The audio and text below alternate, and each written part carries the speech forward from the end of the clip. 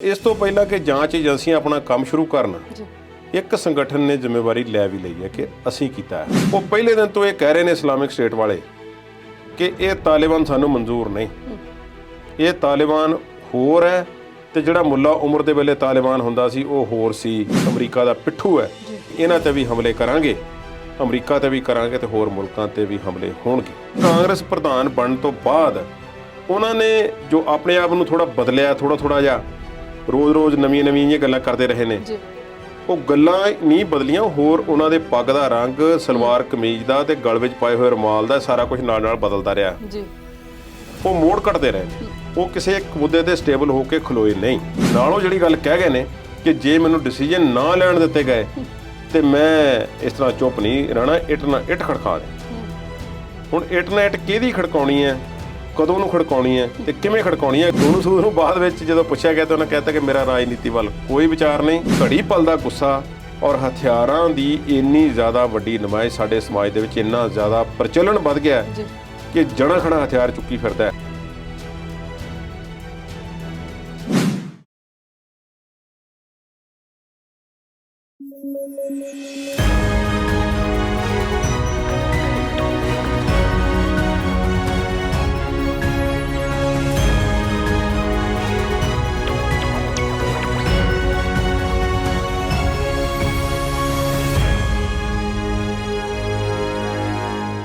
ਸਤਿ ਸ਼੍ਰੀ ਅਕਾਲ। ਤੁਸੀਂ ਦੇਖ ਰਹੇ ਹੋ ਪੰਜਾਬੀ ਨੈਸ਼ਨਲ ਟੀਵੀ ਤੇ ਕੁਝ ਖਾਸ ਮੁੱਦਿਆਂ ਤੇ ਚਰਚਾ ਕਰਨ ਵਾਲਾ ਪ੍ਰੋਗਰਾਮ ਵਿਚਾਰ ਚਰਚਾ ਲੈ ਕੇ ਇੱਕ ਵਾਰ ਫਿਰ ਤੋਂ ਹਾਜ਼ਰ ਹੋ ਗਏ ਹਾਂ। ਪੰਜਾਬ ਦੀਆਂ ਸਾਰੀਆਂ ਸਿਆਸੀ ਪਾਰਟੀਆਂ ਦੇ ਵਿੱਚ 2022 ਦੀਆਂ ਚੋਣਾਂ ਨੂੰ ਲੈ ਕੇ ਦੌੜ ਲੱਗੀ ਹੋਈ ਹੈ, ਉਥਲ-ਪੁਥਲ ਮਚੀ ਹੋਈ ਹੈ, ਖਿੱਚੋ-ਤਾਣ ਚੱਲ ਰਹੀ ਹੈ।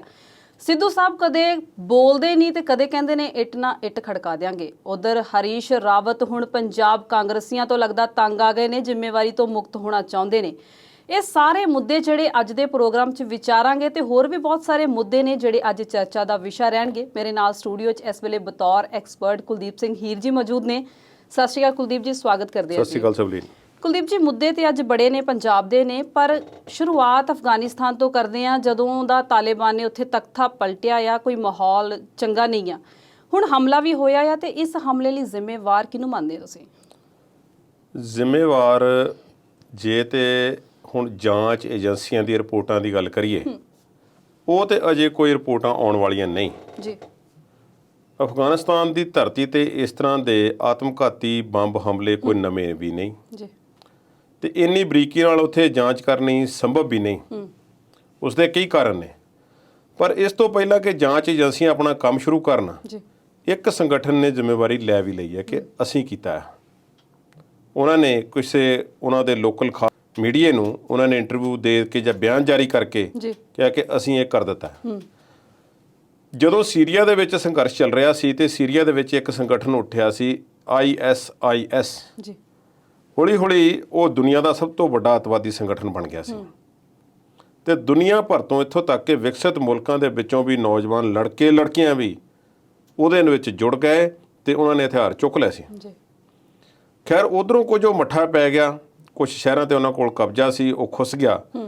ਫਿਰ ਉਸ ਦਾ ਨਾਮ ਸ਼ਾਰਟ ਕਰ ਦਿੱਤਾ ਗਿਆ IS, ਇਸਲਾਮਿਕ ਸਟੇਟ। ਕੁਝ ਮਾਹਰ ਇਸ ਨੂੰ ਪਾਕਿਸਤਾਨ ਦੀ ISI ਨਾਲ ਵੀ ਜੋੜਦੇ ਨੇ, ਪਰ ISI ਜਿਵੇਂ ਭਾਰਤ ਦੀ ਰਾਹ ਏਜੰਸੀ ਹੈ, ਕੁਛ ਇਸ ਤਰ੍ਹਾਂ ਦੀ ਜਿਹੜੀ ਏਜੰਸੀ ਹੈ ਪਾਕਿਸਤਾਨ ਦੀ, ਉਹ ਸਰਕਾਰੀ ਏਜੰਸੀ ਹੈ ISIS। ਪਰ ਹੁਣ ਇਹ ਜੋ ISKP, Islamic state of Khorasan province, ਇਹ ਜਿਹੜਾ IS ਸੰਗਠਨ ਵਿਸ਼ਵ ਦੇ ਵਿੱਚ ਫੈਲਿਆ ਹੋਇਆ ਅੱਤਵਾਦੀ ਸੰਗਠਨ ਹੈ, ਉਸ ਦੀ ਬ੍ਰਾਂਚ ਹੈ ਖੁਰਾਸਾਨ ਸੂਬੇ ਦੇ ਵਿੱਚ, ਅਫਗਾਨਿਸਤਾਨ ਦੇ ਵਿੱਚ। ਸੋ ਉਹਨਾਂ ਨੇ ਹਮਲਾ ਕੀਤਾ ਤੇ ਉਸ ਦੀ ਜ਼ਿੰਮੇਵਾਰੀ ਲਈ ਆ।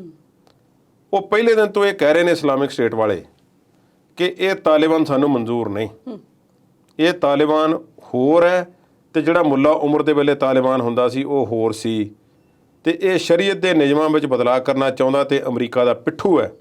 ਇਸ ਕਰਕੇ ਅਸੀਂ ਇਹਨਾਂ ਨਾਲ ਮਿਲ ਕੇ ਚੱਲਣ ਲਈ ਤਿਆਰ ਨਹੀਂ। ਇਹਨਾਂ ਤੇ ਵੀ ਹਮਲੇ ਕਰਾਂਗੇ, ਅਮਰੀਕਾ ਤੇ ਵੀ ਕਰਾਂਗੇ ਤੇ ਹੋਰ ਮੁਲਕਾਂ ਤੇ ਵੀ ਹਮਲੇ ਹੋਣਗੇ। ਕਾਬਲ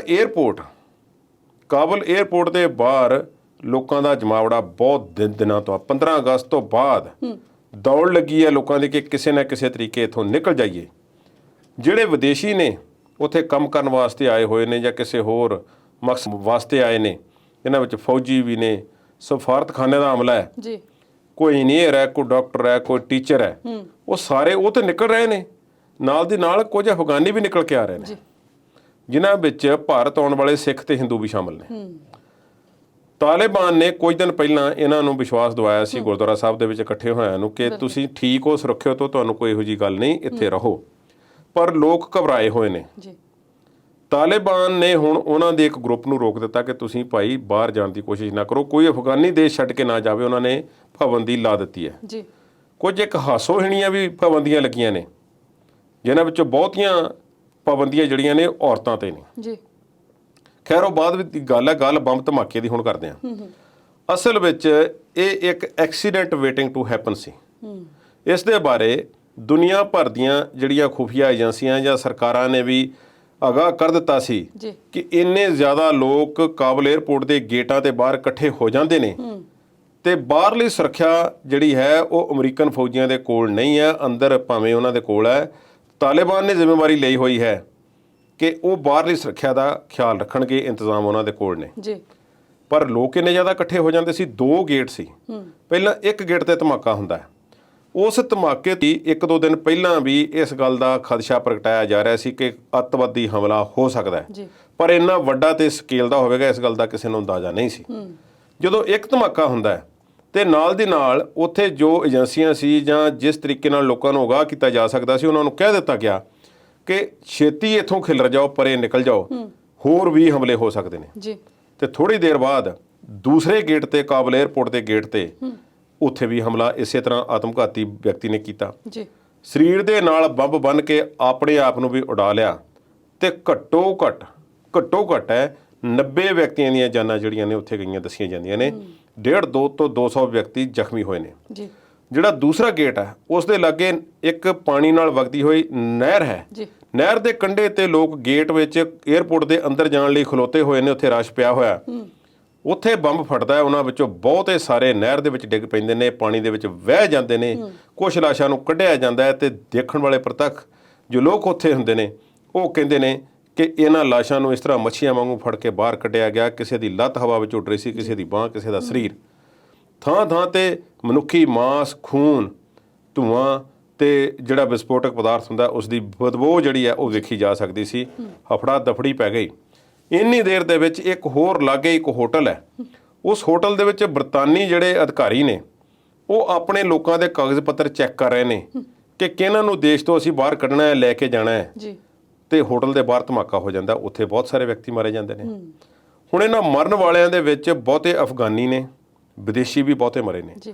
ਬਰਤਾਨੀਆ ਨੇ ਕਿਹਾ ਕਿ ਸਾਡੇ ਸਾਰੇ ਸੁਰੱਖਿਅਤ ਨੇ, ਪਰ ਅਮਰੀਕਾ ਨੂੰ ਬਹੁਤ ਵੱਡਾ ਨੁਕਸਾਨ ਜਿਹੜਾ ਇਸ ਹਮਲੇ ਦੇ ਵਿੱਚ ਝੱਲਣਾ ਪਿਆ।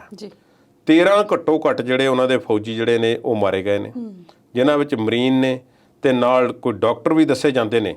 ਇਸ ਤਰ੍ਹਾਂ ਜਿਹੜੇ ਹਨ ਉਹਨਾਂ ਦੇ ਫੌਜੀ 13 ਤੇ ਘੱਟੋ ਘੱਟ 15 ਦੇ ਲਾਗੇ ਜ਼ਖਮੀ ਨੇ। ਉਹਨਾਂ ਨੂੰ ਏਅਰ ਫੋਰਸ ਦੇ ਇੱਕ ਖਾਸ ਜਹਾਜ਼ ਦੇ ਵਿੱਚ ਉਹਨਾਂ ਨੂੰ ਲਿਜਾ ਕੇ ਜ਼ਖਮੀਆਂ ਨੂੰ ਤੇ ਉਹਨਾਂ ਦਾ, ਕਿਉਂਕਿ ਇੱਕ ਚਲਦੀ ਫਿਰਦੀ ਉੱਡਦੀ ਐਂਬੂਲੈਂਸ ਹੈ ਔਰ ਜਿੱਥੇ ਐਂਬੂਲੈਂਸ ਬਹੁਤ ਵੱਡੀ, ਜਿੱਥੇ ਆਪਰੇਸ਼ਨ ਤੱਕ ਦੀ ਸੁਵਿਧਾ ਜਿਹੜੀ ਮੌਜੂਦ ਹੈ, ਉੱਥੇ ਉਹਨਾਂ ਦਾ ਇਲਾਜ ਕੀਤਾ ਗਿਆ ਤਾਂ ਫਿਰ ਉਹਨਾਂ ਨੂੰ ਕਿਤੇ ਸੁਰੱਖਿਅਤ ਥਾਂ ਤੇ ਲਿਜਾਇਆ ਗਿਆ।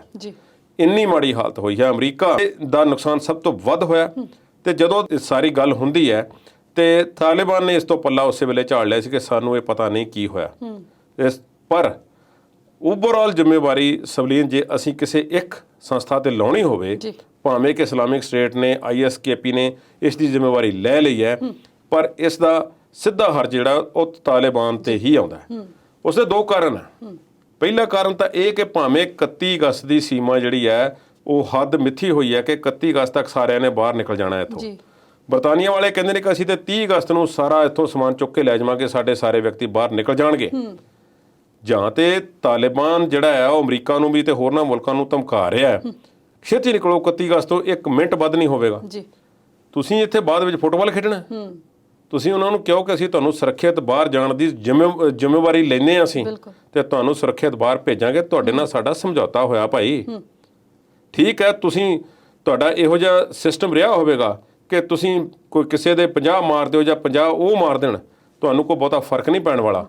ਤੁਸੀਂ ਇਸ ਸਿਸਟਮ ਦੇ ਵਿੱਚ ਰਹਿਣ ਗਿੱਝੇ ਹੋਏ ਹੋ, ਬਿਲਕੁਲ। ਪਰ ਤੁਸੀਂ ਜਿਨ੍ਹਾਂ ਨਾਲ ਕੋਈ ਸਮਝੌਤਾ ਕੀਤਾ ਹੋਇਆ, ਕਿਸੇ ਨੇ ਸਾਈਨ ਕੀਤੇ ਨੇ, ਤੁਸੀਂ ਉਸ ਨੂੰ ਫੋਲੋ ਤੇ ਕਰੋ। ਬਿਲਕੁਲ। ਇੱਕ ਤੇ ਇਹ ਕਾਰਨ ਹੈ।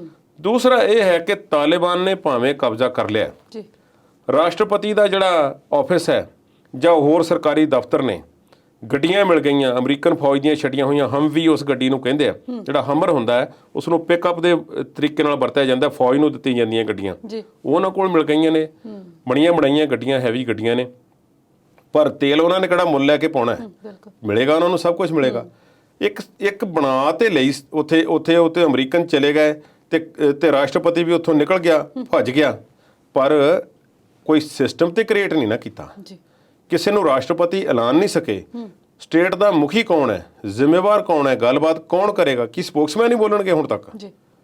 ਭੀੜ ਤੰਤਰ ਹੈ ਬੇਸਿਕਲੀ, ਤਾਲਿਬਾਨ ਕੋਈ ਸਰਕਾਰ ਨਹੀਂ ਹੈ।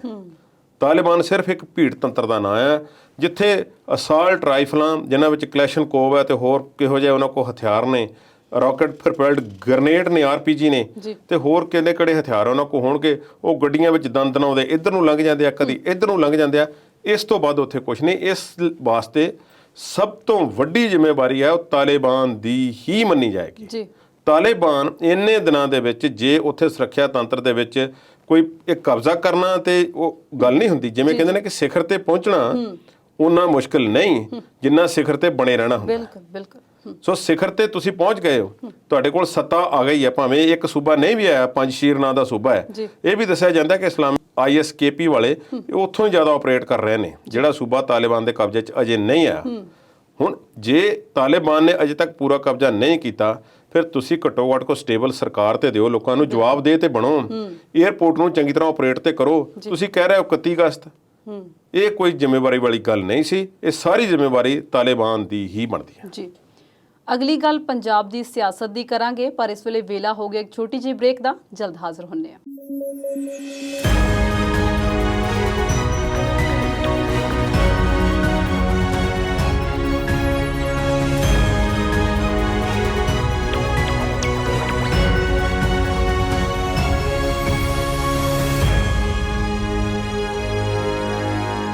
ਬ੍ਰੇਕ ਤੋਂ ਬਾਅਦ ਵਿਚਾਰ ਚਰਚਾ ਦੇਖ ਰਹੇ ਦਰਸ਼ਕਾਂ ਦਾ ਸਵਾਗਤ ਕਰਦੇ ਹਾਂ। ਕੁਲਦੀਪ ਜੀ, ਗੱਲ ਪੰਜਾਬ ਦੀ ਸਿਆਸਤ ਦੀ ਕਰਾਂਗੇ, ਪਰ ਇਸ ਤੋਂ ਪਹਿਲਾਂ ਇਹ ਜਾਣਨਾ ਚਾਹੁੰਦੇ ਹਾਂ ਕਿ ਹੋਰ ਮੁਲਕਾਂ ਦੇ ਜਿਹੜੇ ਆਗੂ ਨੇ ਉਹਨਾਂ ਦਾ ਕੀ ਸਟੈਂਡ ਰਿਹਾ ਅਫਗਾਨਿਸਤਾਨ ਦੇ ਮਾਮਲੇ 'ਚ। ਸਾਰਿਆਂ ਨੇ ਨਿਖੇਧੀ ਕੀਤੀ ਹੈ, ਪਰ ਜਿਹੜਾ ਸਖਤ ਰੌਂ ਅਪਣਾਇਆ, ਕਿਉਂਕਿ ਨੁਕਸਾਨ ਉਹਨਾਂ ਦਾ ਬਹੁਤਾ ਹੋਇਆ, ਉਹ ਜੋ ਬਾਈਡਨ ਨੇ ਅਪਣਾਇਆ। ਜੀ, ਹਾਲਾਂਕਿ ਕਲੈਰਿਟੀ ਨਹੀਂ, ਜਿਵੇਂ ਪਿਛਲੇ ਸਮੇਂ ਦੇ ਵਿੱਚ ਵੀ ਆਖਦੇ ਰਹੇ ਨੇ ਕਿ ਅਸੀਂ ਜਿਹੜਾ ਸਾਡਾ ਨੁਕਸਾਨ ਕਰੇਗਾ ਉਸ ਨੂੰ ਅਸੀਂ ਆਪਣੇ ਤਰੀਕੇ ਨਾਲ ਵੇਖਾਂਗੇ। ਇਹ ਸੁਣਨ ਵਿੱਚ ਆਇਆ ਹੈ ਕਿ ਪੈਂਟਾਗਨ ਜਿਹੜੀ ਉਹਨਾਂ ਦੀ ਸਰਕਾਰੀ ਏਜੰਸੀ ਹੈ, ਉਹਨਾਂ ਨੂੰ ਕਹਿ ਦਿੱਤਾ ਗਿਆ, ਖੁਫੀਆ ਏਜੰਸੀ ਨੂੰ, ਕਿ ਤੁਸੀਂ ਹੁਣ ਪਤਾ ਲਾਓ ਇਹ ਕਿਹਨੇ ਕੀਤਾ ਤੇ ਕੌਣ ਜ਼ਿੰਮੇਵਾਰ ਹੈ, ਤੇ ਅਸੀਂ ਨਾ ਉਹਨਾਂ ਨੂੰ ਛੱਡਾਂਗੇ, ਨਾ ਮਾਫ ਕਰਾਂਗੇ ਤੇ ਨਾ ਭੁੱਲਾਂਗੇ। ਇਹ ਤਿੰਨ ਲਫ਼ਜ਼ ਉਹਨਾਂ ਨੇ ਵਰਤੇ ਨੇ। ਵੱਡਾ ਨੁਕਸਾਨ ਹੈ ਜਦੋਂ ਦੇਸ਼ ਉਹ ਛੱਡ ਕੇ ਜਾ ਰਹੇ ਨੇ ਤੇ ਤੁਸੀਂ ਮੌਕਾ ਲੱਭ ਰਹੇ ਹੋ ਉਹਨਾਂ ਨੂੰ ਮਾਰਨ ਦਾ। ਪਿਛਲੀਆਂ ਗੱਲਾਂ ਠੀਕ ਨੇ ਸਾਰੀਆਂ, ਕਿ ਕੌਣ ਕਹਿੰਦਾ ਕਿਸ ਨੇ ਕਿਸ ਨੂੰ ਕਿੰਨਾ ਕਿੰਨਾ ਮਾਰਿਆ, ਇਹ ਗਲਤੀ ਗਿਣਤੀ ਮਿਣਤੀ ਇੱਕ ਵੱਖਰੀ ਬਹਿਸ ਹੈ। ਪਰ ਹੁਣ ਦੀ ਗੱਲ ਕਰਦੇ ਹਾਂ, ਜੋ ਬਾਈਡਨ ਤੇ ਅੰਦਰੋਂ ਵੀ ਹਮਲੇ ਹੋਏ ਨੇ ਸਰਕਾਰ ਦੇ, ਕੁਝ ਵਿਰੋਧੀ ਧਿਰਾਂ ਤੇ ਕੁਝ ਲੋਕ ਉੱਥੇ ਜਿਹੜੇ ਐਕਸਪਰਟਸ ਨੇ ਉਹ ਬੋਲੇ ਨੇ। ਉਹ ਕਹਿੰਦੇ ਕਿ ਤੁਸੀਂ ਜੇ ਤਾਲਿਬਾਨ ਅੱਜ ਤੱਕ 15 ਅਗਸਤ ਤੋਂ ਬਾਅਦ ਸਥਿਰ ਸਰਕਾਰ ਦੇ ਨਹੀਂ ਸਕਿਆ ਇੰਨੇ ਦਿਨਾਂ ਦੇ ਵਿੱਚ, ਤੁਸੀਂ ਉਹਨਾਂ ਦੀ ਗੱਲ ਤੇ ਭਰੋਸਾ ਕਿਵੇਂ ਕਰ ਰਹੇ ਹੋ? ਤੁਸੀਂ ਆਪਣੇ ਫੌਜੀਆਂ ਨੂੰ ਇਸ ਤਰ੍ਹਾਂ ਛੱਡਿਆ ਕਿਉਂ? ਏਅਰਪੋਰਟ ਦੇ ਬਾਹਰ ਉਹ ਤੇ ਕੈਦੀ ਬਣੇ ਹੋਏ ਨੇ, ਉਹਨਾਂ ਕੋਲ ਤੇ ਸਿਸਟਮ ਹੈ ਹੀ ਕੋਈ ਨਹੀਂ। ਤੁਸੀਂ ਦੁਨੀਆ ਦੀ ਵੱਡੀ ਤਾਕਤ ਹੋ, ਤੁਸੀਂ ਲੋਕਾਂ ਨੂੰ ਖਦੇੜਿਆ ਕਿਉਂ ਨਹੀਂ? ਤੁਸੀਂ ਅਮਰੀਕਨ ਕੱਢੇ ਕਿਉਂ ਨਹੀਂ ਪਹਿਲਾਂ? ਤਾਲਿਬਾਨ ਨਾਲ ਤੁਸੀਂ ਗੱਲ ਜਿਹੜੀ ਤੋਰੀ ਸੀ ਉਹ ਕਿਸ ਬੇਸਿਸ ਤੇ ਤੋਰੀ ਸੀ ਤੇ ਕਿਸ ਚੀਜ਼ ਦੇ ਭਰੋਸਾ ਸੀ ਜਿਹੜਾ ਉਹ ਲਿਆ? ਪਰ ਇੱਥੇ ਮਾਹਿਰ ਰੁਕ ਜਾਂਦੇ ਨੇ, ਉਹਨੂੰ ਰੋਕਿਆ ਜਾਂਦਾ। ਸਰਕਾਰ ਇਹ ਕਹਿੰਦੀ ਹੈ ਕਿ ਤੁਸੀਂ ਜਿਹੜੀ ਗੱਲ ਕਰ ਰਹੇ ਹੋ, ਤੁਸੀਂ ਤਾਲਿਬਾਨ ਨੂੰ ਇਸ ਧਮਾਕਿਆਂ ਵਾਸਤੇ ਦੋਸ਼ੀ ਬਣਾ ਰਹੇ ਹੋ। ਪਰ ਕਿਉਂਕਿ ISKP ਨੇ ਇਸ ਦੀ ਜਿਹੜੀ ਹੈ ਜ਼ਿੰਮੇਵਾਰੀ ਲੈ ਲਈ ਹੈ, ਤਾਲਿਬਾਨ ਤੇ IS ਦੀ ਮਿਲੀ ਭੁਗਤ ਦਾ ਕੋਈ ਸਾਡੇ ਕੋਲ ਸਬੂਤ ਨਹੀਂ ਹੈ, ਇਸ ਕਰਕੇ ਅਸੀਂ ਇਹ ਗੱਲ ਨਹੀਂ ਕਰ ਸਕਦੇ। ਹਾਲ ਦੀ ਘੜੀ ਸੀ, ਬਹੁਤ ਦੁੱਖ ਦੀ ਘੜੀ ਦੇ ਵਿੱਚ ਹਾਂ, ਅਸੀਂ ਇਸ ਗੱਲ ਬਾਰੇ ਕੋਈ ਬਹੁਤਾ ਕੁਝ ਨਹੀਂ ਆਖ ਸਕਦੇ। ਹੁਣ ਤਾਲਿਬਾਨ ਨਾਲ ਜਦੋਂ ਗੱਲ ਹੁੰਦੀ ਹੈ, ਅਮਰੀਕਾ ਵਾਲੇ ਖਿੱਚ ਕੇ ਉਹਨਾਂ ਨੂੰ ਕੁਝ ਕਹਿੰਦੇ ਨੇ ਕਿ ਤੁਸੀਂ ਰੱਖਿਆ ਕਰਨੀ ਸੀ, ਉਹ ਕਹਿੰਦੇ ਕਿ ਜਿੰਨੇ ਤੁਹਾਡੇ ਮਰੇ ਨੇ ਉਸ ਤੋਂ ਕਈ ਗੁਣਾ ਵੱਧ ਸਾਡੇ ਲੜਾਕੇ ਮਾਰੇ ਗਏ ਨੇ। ਸਾਡੇ ਵੀ ਉੱਥੇ ਸੀ, ਸਾਡੇ ਤੇ ਵੀ ਹਮਲਾ ਨਾਲ ਹੀ ਹੋਇਆ, ਸਾਡੇ ਵੀ ਬਰਾਬਰ ਦੇ ਦੁਸ਼ਮਣ ਨੇ। ਕੁਛ ਜਿਹੜਾ ਇਹ ਦੱਸਿਆ ਜਾਂਦਾ ਹੈ ਕਿ ਕੁਝ ਲੋਕ ਉਹ ਸਨ, ਹਾਲਾਂਕਿ ਇਹ ਸੈਨਿਕ ਜਿਹੜੇ ਫੌਜੀ ਸਨ, ਇਹ ਤੇ ਸੀਗੇ ਅਮਰੀਕਨ। ਜੀ ਕੁਝ ਲੋਕ ਉਹ ਸਨ ਖਾਸ ਤੌਰ ਤੇ ਇਸ ਹਿਸਾਬ ਨਾਲ ਟਾਰਗੇਟ ਕੀਤਾ ਗਿਆ, ਜੋ ਲੋਕਾਂ ਨੇ ਦੱਸਿਆ ਕਿ ਉਹ ਇਸ ਤਰ੍ਹਾਂ ਅਸਲਾ ਲੈ ਕੇ ਲੋਕ ਘੁੰਮ ਰਹੇ ਸਨ ਤੇ ਇਕੱਲੇ ਧਮਾਕੇ ਨਹੀਂ ਹੋਏ, ਗੋਲੀਆਂ ਵੀ ਚਲਾਈਆਂ ਗਈਆਂ ਉੱਥੇ। ਦੁਭਾਸ਼ੀਏ ਜਿਹੜੇ ਟਰਾਂਸਲੇਟਰ ਸਨ, ਜਿਹੜੇ ਅਮਰੀਕਨ ਸਰਕਾਰ ਨਾਲ ਪਿਛਲੇ ਸਮੇਂ 'ਚ ਕਰ ਚੁੱਕੇ ਸੀ, ਉਹ ਵੀ ਬਹੁਤ ਮਾਰੇ ਗਏ ਨੇ। ਉਹਨਾਂ ਵਿੱਚੋਂ ਕਈਆਂ ਨੂੰ ਅਮਰੀਕਾ ਵੀਜ਼ੇ ਲਵਾ ਕੇ ਲਿਜਾਣ ਵਿੱਚ ਕਾਮਯਾਬ ਹੋ ਗਿਆ, ਪਰ ਬਹੁਤੇ ਅਜੇ ਫਸੇ ਹੋਏ ਨੇ। ਜੀ ਹੁਣ ਆਈਐਸ ਤੇ ਹਮਲਾ ਕਿਵੇਂ ਕਰੇਗਾ ਅਮਰੀਕਾ, ਟਾਰਗੇਟ ਕਿਵੇਂ ਬਣਾਏਗਾ, ਇਹ ਉਹਨਾਂ ਦੀ ਅੰਦਰੂਨੀ ਪਾਲਿਸੀ ਹੈ। ਜੇ ਪਿਛਲੇ ਸਮੇਂ ਦੀ ਅਸੀਂ ਗੱਲ ਕਰੀਏ ਜੀ ਤੇ ਉਹਨੇ ਡਰੋਨ ਦੇ ਹਵਾ ਦੇ ਜ਼ਰੀਏ ਹੀ ਸਾਰਿਆਂ ਨੂੰ ਘੇਰਿਆ। ਤਾਲਿਬਾਨ ਦੇ, ਆਈਐਸ ਦੇ, ਇੱਥੋਂ ਤੱਕ ਕਿ ਉਸਾਮਾ ਬਿਨ ਲਾਦਨ ਨੂੰ ਚੱਕਣ ਤੱਕ ਦੇ, ਮਾਰਨ ਤੱਕ ਦੇ ਜਿੰਨੇ ਹਮਲੇ ਹੋਏ ਨੇ ਉਹਨਾਂ ਨੇ ਹਵਾ ਦੇ ਜ਼ਰੀਏ ਕੀਤੇ ਨੇ, ਜਿੰਨੇ ਆਪਰੇਸ਼ਨ ਚਲਾਏ ਨੇ। ਜੀ ਉਸ ਨੂੰ ਬਿਲਕੁਲ ਉਹ ਇਨਫੋਰਮੇਸ਼ਨ ਆਪਣੀ ਕਰਕੇ ਕਈ ਜਗ੍ਹਾ ਗਲਤ ਵੀ ਇਹਨਾਂ ਦਾ ਸਿਸਟਮ ਹੋਇਆ। ਇਰਾਕ ਦੇ ਵਿੱਚ ਇਹੋ ਜਿਹੀਆਂ ਘਟਨਾਵਾਂ ਹੋਈਆਂ ਸੀ ਕਿ ਡਰੋਨ ਮਾਰੇ ਗਏ, ਡਰੋਨ ਦੇ ਨਾਲ ਮਿਜ਼ਾਈਲਾਂ ਵਗੈਰਾ, ਤੇ ਉਹ ਗਲਤ ਜਗ੍ਹਾ ਤੇ ਜਾ ਲੱਗੀਆਂ।